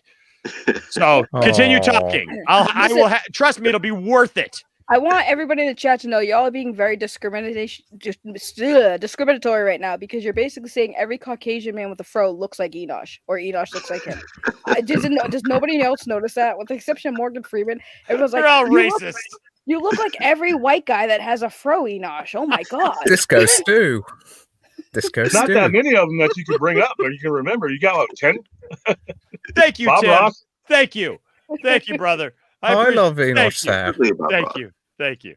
I didn't know he had all that hair. I thought he was bald under his hat. I didn't realize Oh, that. heck no. Heck no. Heck no. I thought his hat was his hair. I thought his hat was his hair. And I will probably never have to worry about losing my hair. Like I really hope you never do. My dad. Dude, you should never wear a hat again. You should just go pro. Dude, I have not worn a hat for years, and then I just got into wearing hats again last year when I started streaming. Like seriously, because I just wanted to be able to like throw something on and like have like a theme, you know. So I got like all these like, you know, cool hats and stuff. So we need more natural Enosh on You should do a stream with you just shampooing your hair. He's already done a shower pick thing before. You saw it when it was all wet and down. Nah, that was disturbing. It was beautiful. Why are you guys afraid of men beauty? When I transformed Matt Jarbo into a beautiful, luscious woman, you guys were all like, "No," and I'm like, "But he's beautiful now." Because he's kind of already a beautiful, luscious woman. Sorry, could you do the same for me, please? Yeah, send me a picture. I'll make you a beautiful woman. Hugo wants you to turn him into a luscious, beautiful woman. So, hey, Hugo, is that what you look like? Is that a picture of you, or what is that? Is that? That's a picture of me from about 6 years ago now. I don't have hair this short anymore. Gotcha. I have a better hairline in this photo. Oh, you're a stud, huh? You have a fro? No, I've never had a fro. I have long hair now, and so it's gone curly again because I haven't had long hair in many years. But back when I used to have long hair when I was very young, it was very blonde, and then it just went darker over time. Wow. That's kind of cool, actually. Thank you. Oh, there's a story behind that one, didn't I? Hugo, where are you from? If you don't mind asking. Not at all. I'm from the United Kingdom. Boston. Oh. I'm from Boston. My terrible Boston accent that sounds nothing like Boston. Hey, but that is where the Bostonian accent, all the accents in the Upper East and the Southern accents, even the Louisiana accents, those all are derivative of the English accent in some way, shape, or form over time. The way they settled, and if you look at that, believe it or not, when you hear a Southern accent, you are hearing in many ways the final touches of a British accent. Well, isn't and the New York accent and the Boston accent the same way? Well, isn't the UK accent? Aren't they the ones that the original accents, and we technically have the accents because we were all colonized and stuff. Because of the settlers. Yeah, so technically speaking, his accent's the original OG accent that we're all supposed to have. He's speaking proper English. Yes, he's speaking proper English. We're all the ones who have the weird accent. We butchered it, but there you go. Real quick, Enosh, I'm gonna head out real quick, bro. But thank you for my phone just finally booted up. So I'm sorry that you're leaving just as I have much to share. When you give old people technology, this is what happens. Yeah, this is how it happens. Hey now, you watch your mouth. You got to have the phone plugged in from like when you're home. First thing you do is plug the phone in. I usually do. At least you have a smartphone. Yeah. Enosh, aka Shaggy, wasn't me. Wasn't me. Oh wow. Well, good night, Truth, and I will see you for our date. Good night, Shaggy, William. Hugo. Now you guys are going on a date? What the hell? Yeah, we're gonna go see Blue Beetle comes out. Absolutely. Yeah. So as you go, I'm going to give you this. Okay. So you ready for this? Here we go. Yes, it'll be the most provocative picture of me ever shown here on the Poindexter Lounge. You ready? Okay, God. Here we go. Me in my underwear. Oh. Dude, what year is that? That's like 70. It's either 79. Yeah, it's like 79, 80. I mean, it'd probably been around 80 because I think I'm like 4 or 5 here. Yeah. I'm a You little know, disappointed. Yeah. I You look like a envy young your Larry Bird. Oh, hair. look at that Jerry curl. That's that curl from Coming to America, Soul Glow. This is last year. Wow. There's me without a beard. It's Casey Neistat. Michael It's Casey Neistat. Yep, there's me without that. Who? Casey Neistat. I don't know who that is. He's a popular YouTuber. It's like a Harry Potter. Okay, you know what's weird about that? Okay, you know what? Okay, hold on. That's weird. That's weird because somebody else has told me that I look like him. Somebody else told me that I look like him. I have no idea who that is. Google him. Google him. So Google there him. we go. It's Russell Crowe. There you go. Well, it's either Russell Crowe or this is like the rock star look, right? And so so you got this, right? But yeah, so this is my hair straightened, but I look a lot like that. Oh wow. Yeah. Or Michael Sweet. Yeah. No. I look like I have a daughter who's gone off the rails. Don't tear my heart, my achy breaky heart. Yeah, this is the first time Tiffany did it. Think you understand? That's the first time Tiffany straightened my hair there. I like it.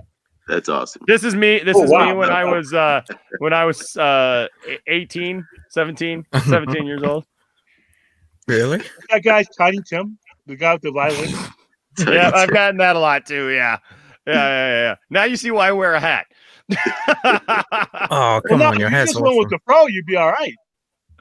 Yeah, But- By the way, I want to say the first picture when you were a kid, I'm very disappointed you did not have Superman underoos in that picture. You know what? I've got plenty of pictures that I have Superman under. Actually, I lived in my Superman underoos. That's a rare picture of me in anything but my Superman underoos. Okay, that is 1980.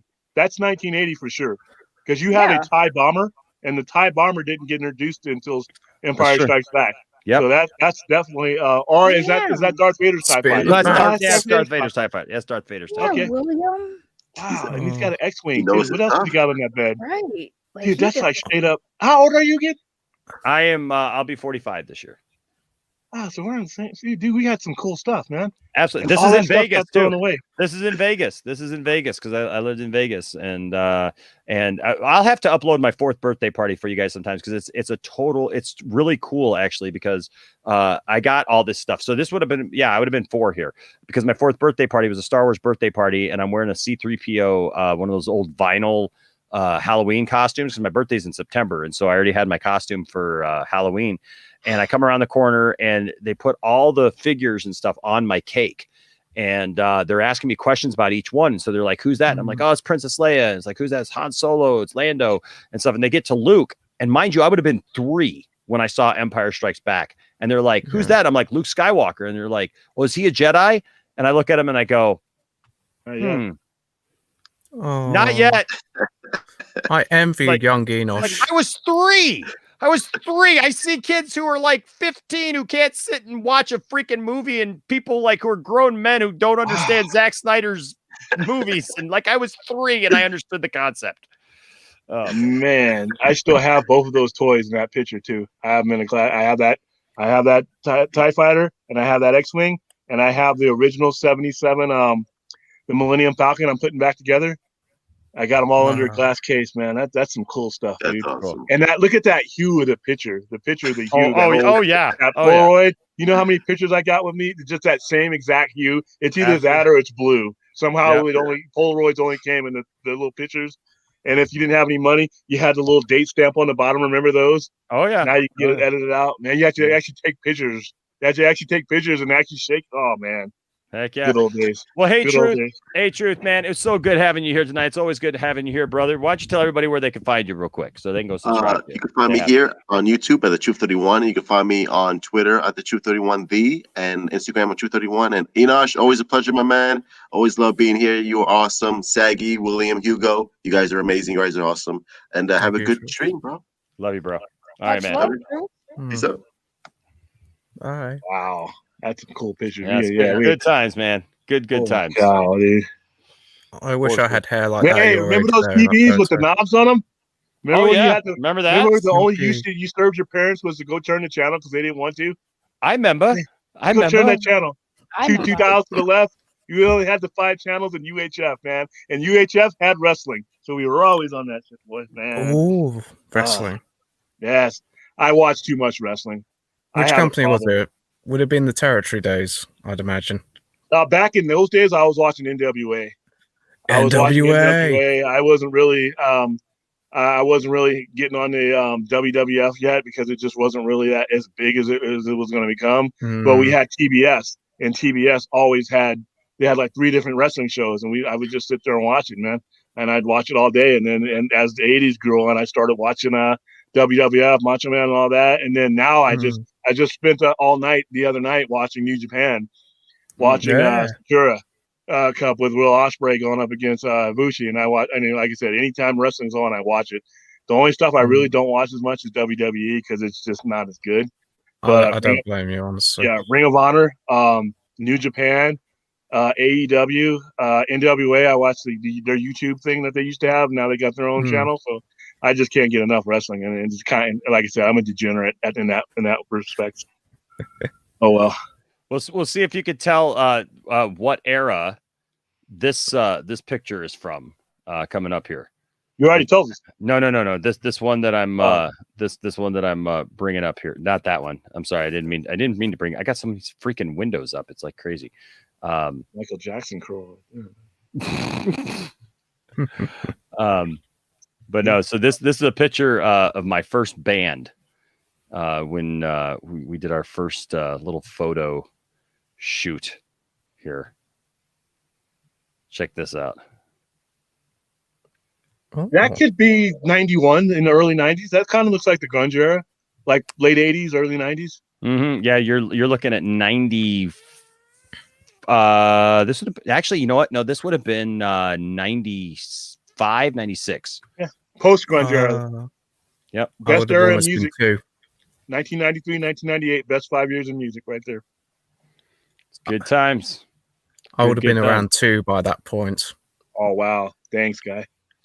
You're right. Damn, Enosh, she just called you old. Ah! Well, it's just I'm seeing all these photos, and already I envy young Enosh's hair. I wish I'd had hair like that at his age. At what was I wish I still had 43? some of his stuff. I could take a time machine and go back to his closet and jack all his Star Wars stuff. I could be rich right now, man. I have a good old vacation. I'd go to Vegas, but I'm already here. Right? Yeah. Oh man. Well geez, hey, Sag, you show some of your childhood pictures, man. She's still there? She's in the kitchen. She's in the kitchen. In the kitchen. She's She went cutting to up the she went to bodies. the kitchen. She's pressing And her hair now. My mouse lost connection, so I can't even take the thing down. Hold on a second. Dude, what's going on with your tech? I don't know, man. I don't know. I'm losing connection here with I my. thought you just got a new computer, right? Did you just get a new? I got my old computer refurbished. I'm getting a new computer here coming soon. But this mouse. This mouse just sucks. It's a Mac mouse, but it just Is it a track? Did they have a trackball in it? What's that? Does it have a trackball in it, or has it got a? No, it's laser. Okay. Or whatever that is. So. Oh, I've been having trouble with my mouse as well. Just sometimes cuts out. I really want to try and get a new one. I did try and get one from eBay, but had to be refunded because the seller didn't send it to me. Oh, jeez. Ooh, ouch. Yeah, eBay got in on it and said, "All right, if you're not giving Hugo his mouse that he needs, then just give him the money." Right? Yeah. eBay used to be the greatest, but Amazon for me, even though I know they treat people like garbage, but Amazon to me, you can just get anything you want off of Amazon and you can get it quickly. I mean, I don't even finish typing in what I want, and it's the little drone is at my door dropping it off. So it's very efficient sometimes. But when this pandemic is over and I can actually go out to places, I'm just going to loiter. I'm going to go wander around places like I do in like Virgin Megastores and all those places are open. And I'm just going to flip through stuff and look through stuff, and they're just going to have to deal with me. Because Virgin Megastore. Virgin Megastore and FAO Shorts and Wow Tower Records. And like I said, those are why I got a lot of my good ideas from places like that. You would buy stuff, but it's the stuff you didn't buy half the time. The magazines and stuff you Oh, did heck flip yeah. through that was cool, you know? Yeah, you And just sit and go through magazines and stuff, man. there's a lot of music that I would have never. There's a lot of groups I would have never got into if I couldn't listen to those sample stations, you know, because the stuff that they released on radio was garbage. Every main, I'll give like Peter Gabriel. You know, for when I first heard Peter Gabriel as a kid, all I heard was that stupid song Sledgehammer, and it's the worst song on the album. If you buy those albums, that album's legendary, but they would play the worst songs on the radio. So unless you went into a record store or a place with a little listening station, you only heard what they played on the radio. So Tower Records was good for that. Good. Sam Goody. I mean, and back when there were malls, remember malls? Man, I remember. Remember malls? They wanted you to hang out. You know, they had the yeah. movie theaters, and now there's just nothing. But I think all that stuff's going to come back. Bookstores are going to come back. Tower Records, those places are going to come back. Video stores going to be. If vinyl can make a comeback, so can VHS and video and video rental. Somehow, some way. I don't know all the logistics of how it's going to happen, but I think that people are going to get sick of just clicking and just getting stuff immediately. I really hope so, William. I'm sick of just watching the news and just hearing the high street is going to die because everyone's shutting up or because Boohoo bought part of Debenhams or whatever, or House of Fraser, and that most of the stores are going to close or all of them will. Yeah. I just want the high street to exist still. I mean, I feel like I can't have online without the high street. What's the point in staying in just to order stuff off the computer? Yeah, when it's horrible. Yeah, and the pandemic? People were shut down. I mean, a year ago this month is when it got really, really bad, and everybody was shut down, and everybody was having to do things online and in very limited capacity. Once all these vaccines rolls out and it gets safer and people feel a lot safer, you're going to see people going out and doing stuff again. And I think there's going to be a renaissance. You're going to see like awful movies make a lot of money because people are just going to want to go out to the movies again and see multiple movies. You're going to see restaurants and things do a lot better, and people are going to eat out more because they just went a year without not being able to. And you're gonna see rental. Like I said, it's cool. Netflix and HBO Max, it's cool. But they're like I was telling you the other night, that random encounter is what makes the difference between our age group, Enosh, and all other age groups, in my opinion. Oh, absolutely. Everything else is planned out. And I'm not making fun of kids and saying that you guys have crappy lifestyles and all that, but I wish that I could show them what we have, because if they like the stuff that they have now with all the electronics and all the stuff that we all use now, just imagine not having that, and you actually have to meet people. You actually have to explore stuff, and it's like it's just too easy now. You know, I want to go see Justice League on a big screen. You know, and meet. And could you imagine going to see Justice League and not? Granted, this is great talking on YouTube with a lot of people who are into that stuff, but can you imagine meeting somebody at Zack Snyder's Justice League at a movie theater and then hanging out at Fat Burgers talking about the movie for a couple more hours afterwards? Dude, that's my life, man. That's my life, playing in a band and stuff, man. That's what we do. Like literally, man. We would always you go do a show, and then afterwards, that's what you do. You hang out, you go to a restaurant, you just hang out with people, you sit around and talk for a while. And but yeah, you go to the movie theater, you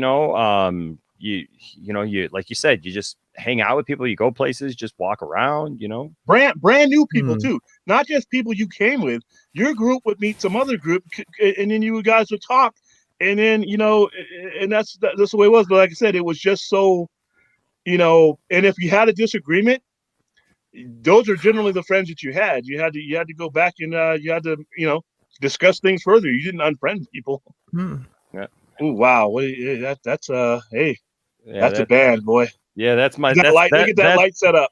Heck yeah, man! That's great, that's a blue silk shirt there that I'm wearing, and my hair looking like Weird Al, and even rocking the Superman shirt back then.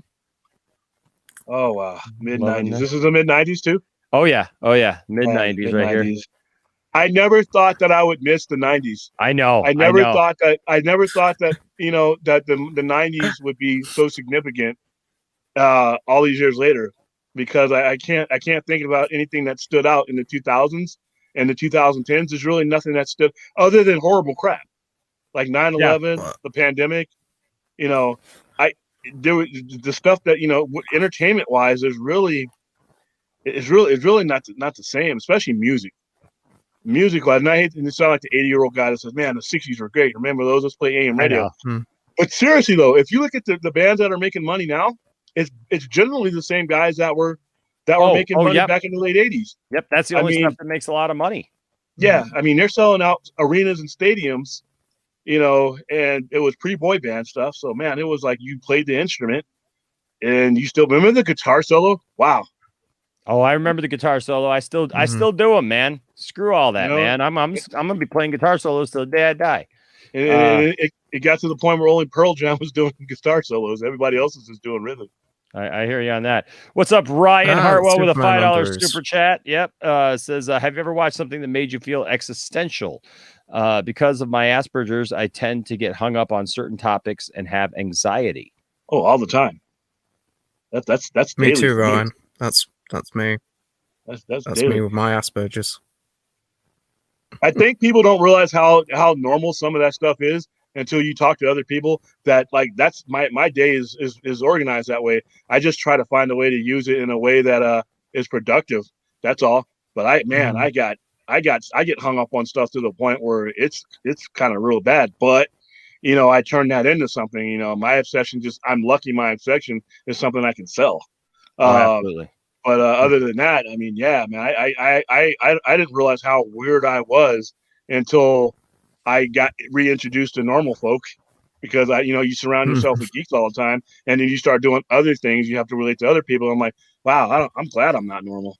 Hey, Firewater, I hope that you brought enough bonuses for everyone. Robert Loxley, give me a bonus. I need to get more cigars and smack my secretary on the ass. Oh wow, was that the Holy Trinity? Was that the Holy Trinity there? I don't have enough yachts. Get me a bonus. Wow. Because you're on a bonus. It's a bonus. Hey man, you got any more bonuses? Hey man, I got the cheeseburger man. Oh, Jim man. Brewer. Oh, dude. Got a shotgun this bonus over here. Come on. I hope it was worth it, because he got fired right after that. Bonus. Yeah. So Staggy, you wanted Superman Underoos pictures. So here you go. Oh. Yeah, back when it was cool to run around in your underwear. Absolutely. That's me and my grandma. That's me and my grandma Fee. That's not the grandma that raised me, but this is my great grandma Fee. Aww.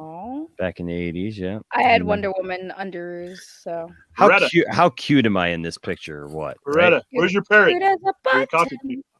That's an album photo for the band. That's the album cover. That's AC/DC. Right there. English Yes. Heck yeah. I want adult underoos. Me at 5. Somebody find me adult underoos. I'll wear them. They have them. It's called lingerie. That's the back cover with the track listing. Exactly. Meatloaf. Hey now. I was just thinking that. I was just thinking that in my head when I saw the picture. I would do anything. And then I grew up and I was still wearing underoos. But I won't do that. And I won't wear that. So. Aww. You know what? You were talking about Celine Dion the other night. Mm-hmm. Yeah. Some of her biggest hits was written by the same guy who wrote most of Meatloaf's biggest hits. Mm-hmm. Steinem. Yep. And Air Supply. He wrote songs for Air Supply too. Yeah, there you go. I'm so familiar with Air Supply. Absolutely, Luke. Absolutely, man. Playing in a band and stuff, man. Air Supply was so great. So what was that? Babe, I'm leaving. That's not Air Supply. That is Air Supply. Who is that? That's Styx. That is Styx, isn't? No. Yeah, wow. I'm pretty sure that's Babe, I love you. No, Babe, that's I Air love you is Supply. Styx.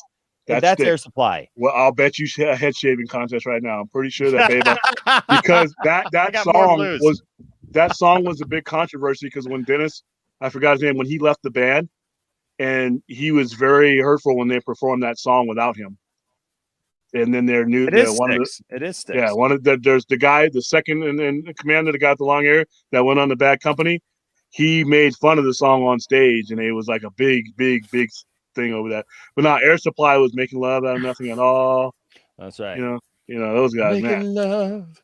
And that out song of was made. nothing at That was the all. guy who did the song for Meatloaf and did the song for Glorious Island. So there you go. Not Glorious, Celine Dion. Yep, restore the Snyderverse. I'm sorry, Saggy, that just showing you all those crazy pictures of me made you not feel well. No, I've been having stomach issues all day today since I woke up this morning, and I was sitting here like, oh, my and back stomach- issues too. Yeah, I think my. What's going on with you? I'm getting old. No. You know they got Metamucil and bone fiber stuff you can take now. You know, because now you said you rounded up to 40. You got to join the club, man. We got to hook you up with all the vitamins and all the pills and all the right. The Bengay, the Bengay, and the little thing so that you can rub your own Bengay on with the long pole. Well, the vitamins and the prayers and all little Hulkamaniacs are going to help you, Saggy. And you got to start playing bingo. Well, I don't know if you guys know this, but I don't have a gallbladder. So, I understand that completely because Tiffany Yeah. doesn't have a gallbladder. So yeah, Yeah, so I'm very aware of yeah. I thought you were going to do the Superman with the pole splitting. I'm so grateful you didn't. You've done it now, William.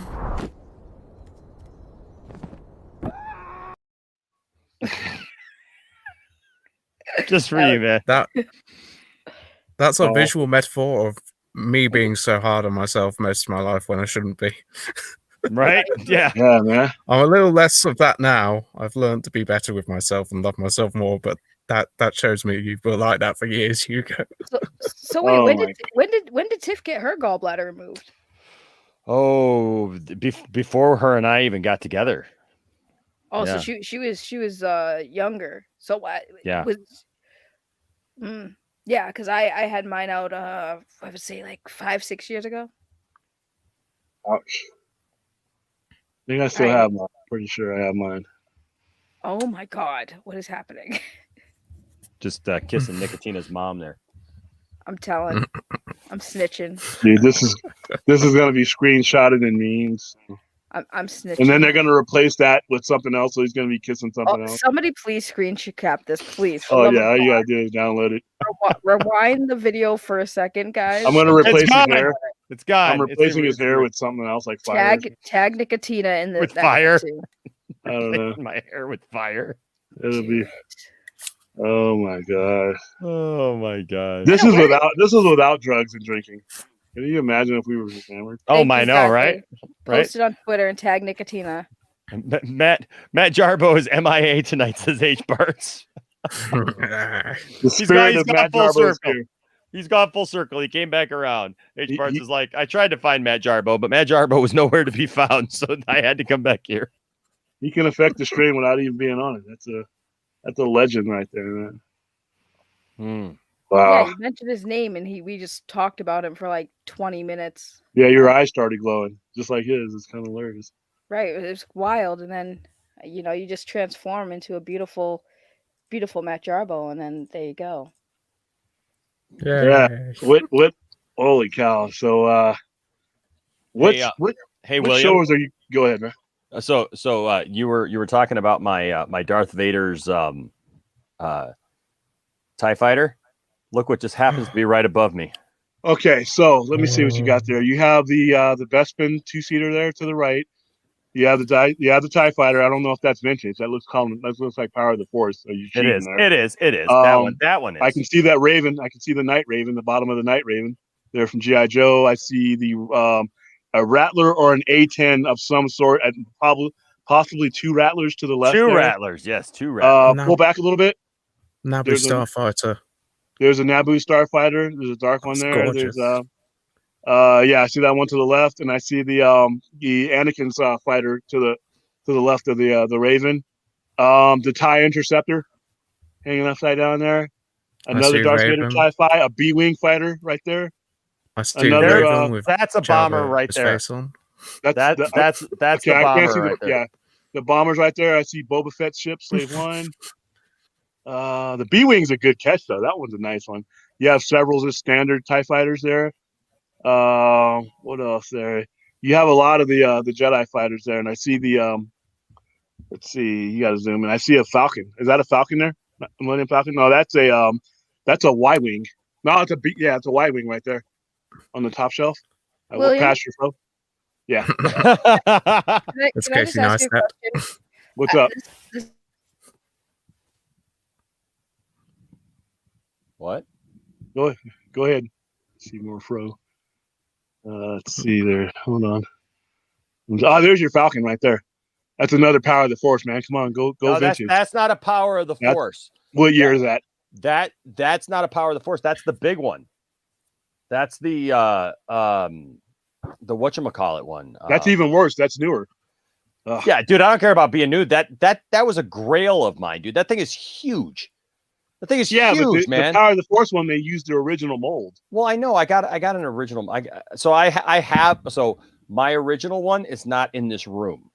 I have an original one, but I also have a Power of the Force one. My other car is a Porsche. All right. Let's Cool. see what you there. Hold on.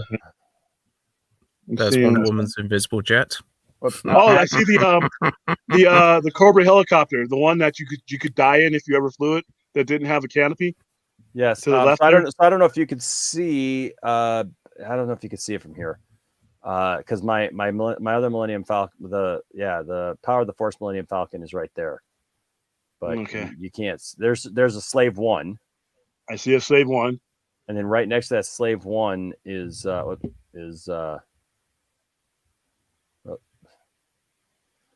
don't know if you could. Yeah, you're not gonna be able. I see a couple of those Cobra helicopters. I got a couple of those myself. They would jump out of them in mid-flight too. It's hilarious. I know, right? Copters going around and all that stuff, but yeah, and they were flying jets without oxygen suits and helmets and everything else. That's a pretty impressive stash there, man. I mean, it's just a little bit of stuff. I got a bunch of stuff in the other room, and I got stuff upstairs, and I think I can't remember where's my original Falcon right now. I can't remember where my original Falcon is actually right this second. But that one is hard to get because the pieces on that one are stickers.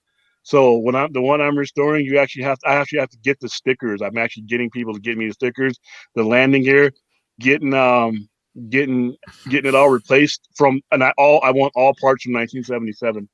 So when it's done, it's gonna look nice with that nice satellite dish on it and everything else. But if you just go on eBay, you got people that are just selling them in little bags. I have like a bunch of little bags. I just keep telling me, I don't even know what's in them. I open them up and I'm like, I need that piece, and I just stick it right on there. And then the stickers, I have to do a way that they adhere on there perfectly. But man, when it's finished, it's gonna look cool. But yeah, your room is it's like a big toy store. Oh, it is, man. He says, yeah, my internet just shut off. It's okay. My tummy's feeling yucky. I'm going to lay down. Much love, everyone. Thanks for having me, Enosh. Much love, William and Hugo and everyone that is here tonight. We love you, Saggy. We're always glad to have you here on the Poindexter Lounge. And so thank you for bringing your spontaneity and your pizzazz. And your mad Bostonian accent. Heck yeah. We love it. We love it. We love it. Even though I missed Fatma. I was a whole man. I know, man. But you know what? We'll have to have her on again. Hearing her talk, it's like I don't even care what she's saying. Oh, dude, she's so great. She goes, here's H Bars with another $5. Says, saw someone was vacationing in Grand Rapids the other day, and I wondered why I don't even like it here, and I live here. Yeah, right. When you live in a vacation spot. Right, William? You know what? Here's the thing, though. I'm here on business. That's what I say. I'm from Southern California. My home is in LA, the greater LA area, and I'm fighting to get back there because we're about to roll into this heat. And man, after I went overseas, I was done with heat. Once it was so hot, and black people don't burn often. When it's so hot that I burned, I'm like, when I get back to Vegas, I'm done with the heat. I planned to get the hell out of Vegas back when I came back, and I ended up sticking around. But man, it was when it's like 120, 28, and then I get back in here, and I'm just broken by the heat. I'm like, now it's April, it's 92 degrees on Easter Sunday, and I'm like, it's coming. We're gonna have 115. Old people are gonna be exploding on the street. All the people from the Midwest are gonna come out here, and they're gonna pass out because they don't realize this heat ain't no joke, man. But yeah, I'd love to live in a place that didn't get 100, and but then it snows where you're at, so I can't deal with that either. I can't deal with snow. Anything I got to shovel out of, I can't be there. So yeah, Grand Rapids. Well, you're in Detroit, right? Where are you at? I'm just outside of Flint. So ooh, don't touch the water. Yeah, you know what? That whole thing is there. It's not what it's been made out to be. It's kind of crazy. At the time, at the height of it, there were actually 7 other cities in the state that had higher lead levels, and the water. It was never actually the water. What it was right? it was the pipes that go from the street to your house. It's funny. I just had this conversation with Saggy last night after we went off the air. The problem was that we were locked in with Detroit. We bought our water from Detroit, but we didn't have a seat on their board. I was very involved in politics actually at the time in the city of You got a Flint, city manager.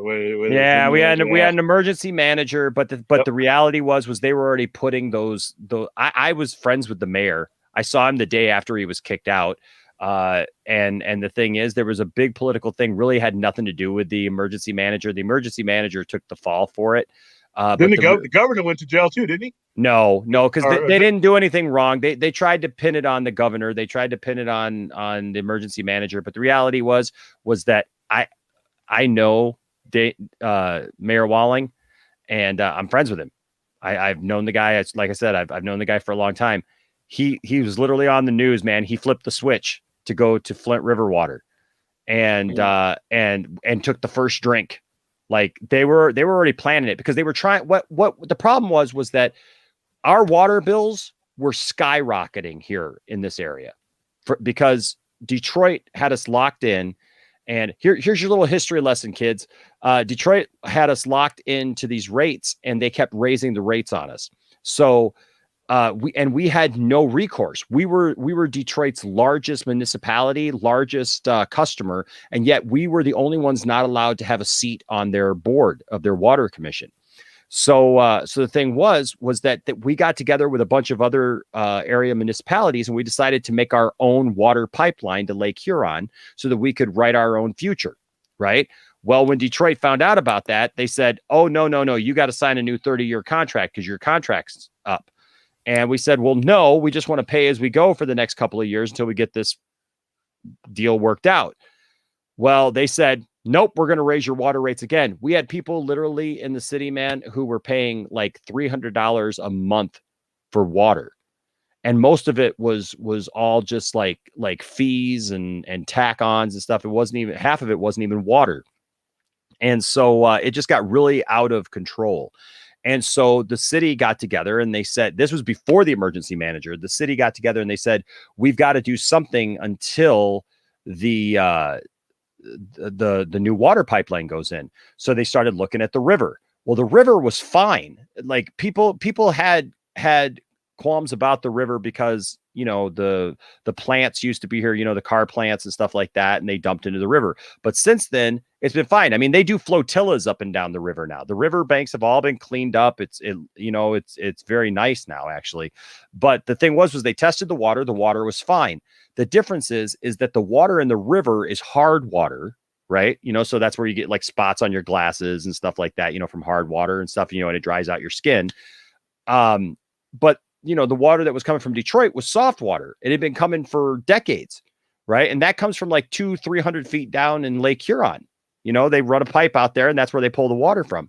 So when they switched over, it was kind of ironic because first they said, hey, we're going to switch over on this certain date. That date came and went. People immediately started calling the newspaper and the local television stations saying that they were breaking out in rashes, that their hair was falling out. Well, here's the funny thing. They had not switched over yet. They missed the deadline and that they had set. And so they hadn't even switched over yet. So it was all placebo in people's minds that all of a sudden all this stuff was happening to them at first because they hadn't even switched over. We were still on Detroit water. So then they said, okay, we're going to switch this date. So they switched. And when they switched, immediately it was the same thing. I'm getting rashes and, and all this stuff.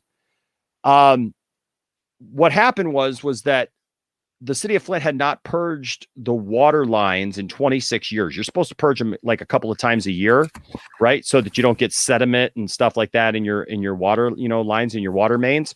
And they had not, as a cost saving method, they had not purged them in 26 years. So what happens when you purge the water lines? Usually you just see water flowing out of hydrants, right? And it's no big deal. After 26 years, you churn up all the sediment that's been sitting there for 26 years. And now when the water comes out, it's brown. It's just sediment. Oh. It's just sediment, but it freaks people out. And if you were living close to that water main, then you would have some backup into your house. So you would get some brown water out of your tap. Not everybody had that. Only a few people would get that. Problem is people started showing up at city council meetings with brown jugs of water saying, this water's poisoned and there's lead in my water. Well, here's the problem. You can't see lead in water. That's the scary part about lead in your water. You can't taste it, you can't smell it, and you can't see it. Your water looks just as clear as ever, but there's lead in it. And the thing was they started doing tests. Well, because of all these years and stuff, getting soft water, we had built up a slime layer between, I know it sounds bad, but it's actually a good thing. It's actually what saved us, because the infrastructure in Flint is so old. It's so old here in Flint. I mean, you're talking like over 100 years, right? That the pipes that go from the water main to all the water main pipes had been replaced long ago, right? We're newer, but those pipes that go from the water main out under the street, right in front of paste to put the pipes together like that, that was all in there. But because there was a slime layer over it, because of decades of that, it protected us from that. So as the water flowed over, it never touched that lead. Problem was, you use hard water, that water starts flowing over those pipes, it eats away at the slime layer. It exposed the lead fittings. So now your water was running over lead fittings, which was leaching lead into your water. And here's why it took so long. Because they did not want to set precedent, because this is going to start happening all over the country, because the infrastructure all around the country is like this. And so the thing is, they did not want to set precedent that the government was responsible for your pipes that come into your house, because they're private property. But because they screwed it up, they had to. And that was the thing. They literally could have put an additive into the water that would have kept any of this from happening, but they tried to save some money and they didn't do it. And so it got screwed up. And then we went through, a few years of this, but it was crazy. I mean, they're like I said, get what you pay for, man. You get what you pay for. Yep. And then the problem too is like you said, like, so like you mentioned, like our governor and the emergency manager and stuff, everybody, instead of you and me coming together, William, and going, okay, we've got a major problem here. We've got to fix this. Instead of caring about the people, everybody was like, well, these people did it. Well, it was their fault.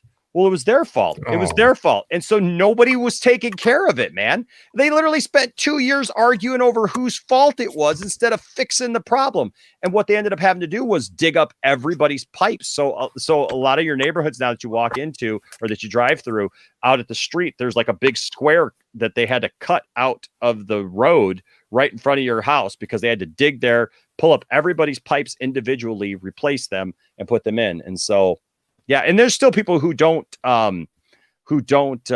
trust it, and I don't blame them. But the thing is like, there's been a few years now, like people, celebrities were sending us water, everybody was sending bottled water to Flint.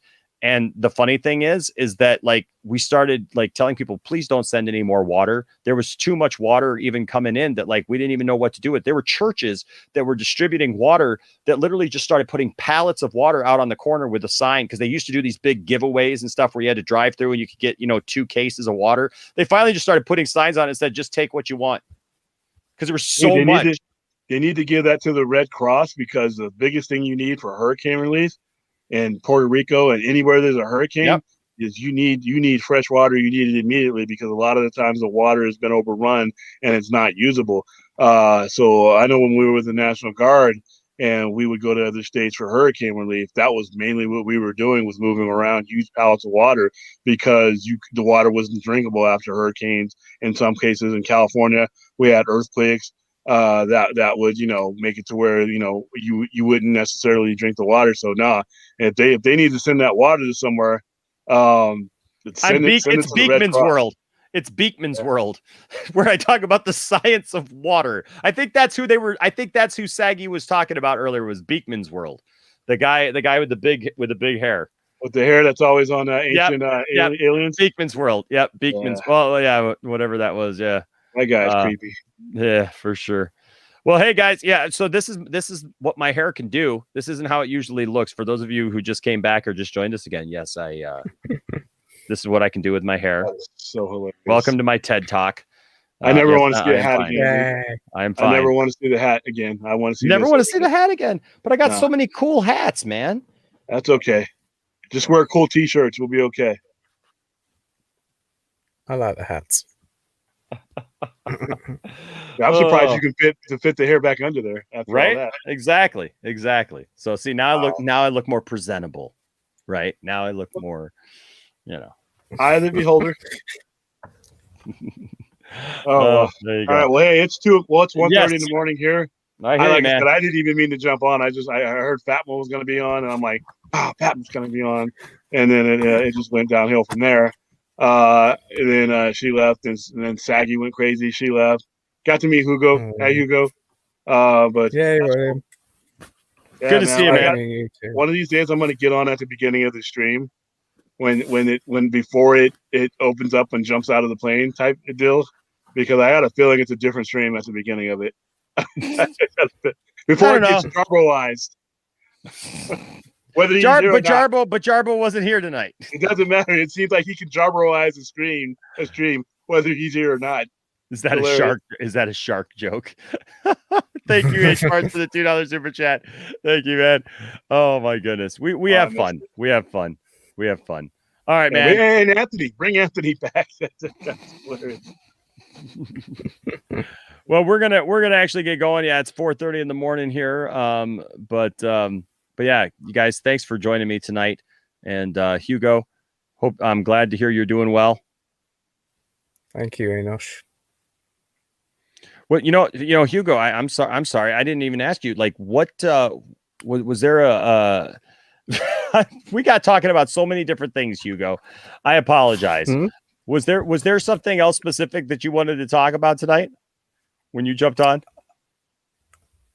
I just thought it'd be nice to catch up properly, voice to voice or face to face in some way, and I wanted to be on a stream with Saggy, and I feel like I've achieved that tonight. Today, in my case. See? It's the association. I missed my association tonight because I missed Fatma, but that's okay. I met Hugo, and I got to see your fro. I got to see all your vintage toys, even though they're Power of the Force and probably green card stuff. But that's cool. Still cool. And not only did I get to hang out with you and Saggy, Enosh, I got to be with William and all his wisdom. There you go. It's always spinning facts, bro. One of these days, you guys are going to realize what an idiot I am, and it's going to be so disappointing. I apologize in advance. No, I'm just kidding. Apology accepted. Good times. All right. Well, I'm going to let you guys both go, and then I'm going to say goodnight to everyone. Thank you guys for joining me tonight. Always love having you guys on. All right. See you. All right. We'll see you guys. All right, guys. Well, hey, we got through another one. And we got to the heart and the core of so many things tonight. And so I am so glad that each and every one of you were here tonight to experience it and to have fun with us. All right, guys. Well, like I always say, don't let anybody tell you that your fandom doesn't matter.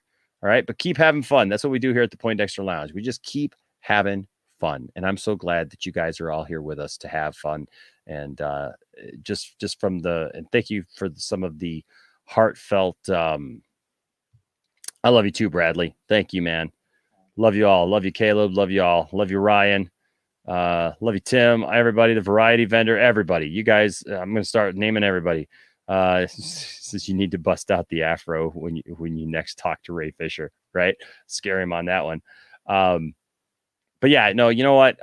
You guys do. You guys mean the world to me, and I'm glad that you that you see that from me. That this is who I am, and I'm not trying to be somebody else that I'm not. And you know, I love the conversations that we have, and I love the relationships that I've had. Like I said, a lot of people get on YouTube to do a lot of different things. Some want to be celebrities, some want to have some kind of clout or whatever. That's not me. You know, I'm just here having fun and talking about stuff that I love with people who love those same things. And so that's why I call you my nerd family, because we all connect on that level. And thank you to everybody who's here tonight and participated. Appreciate all of you. Thanks to everybody who gave a super chat. I'm always blown away by the love that you guys show, and in that way. And I don't expect you guys to ever give anything, but it means the world to me that you guys support the channel, that you guys care that much about us, that you guys literally support the channel financially. I'm blown away by that, and I'm very grateful to each and every one of you. But just know that that you are loved, that you are cared about, and I don't know that there are many YouTube channels, especially based around nerddom, maybe that might tell you that, but you're going to get that here at the Poindexter Lounge. We care about you. And so thanks to everyone who's in the chat. Shout out to H Barts. Shout out to Dravwalker. Luke, I'm glad you're here, man. And I love you a lot, buddy. And I just love getting to know you guys, and it means a lot to me. All right. So that being said, just remember to treat everybody with respect. And as long as you do that, there'll always be a place for all of you here in the Poindexter Lounge. Till next time, stay nerdy. We'll see you guys later. Bye-bye.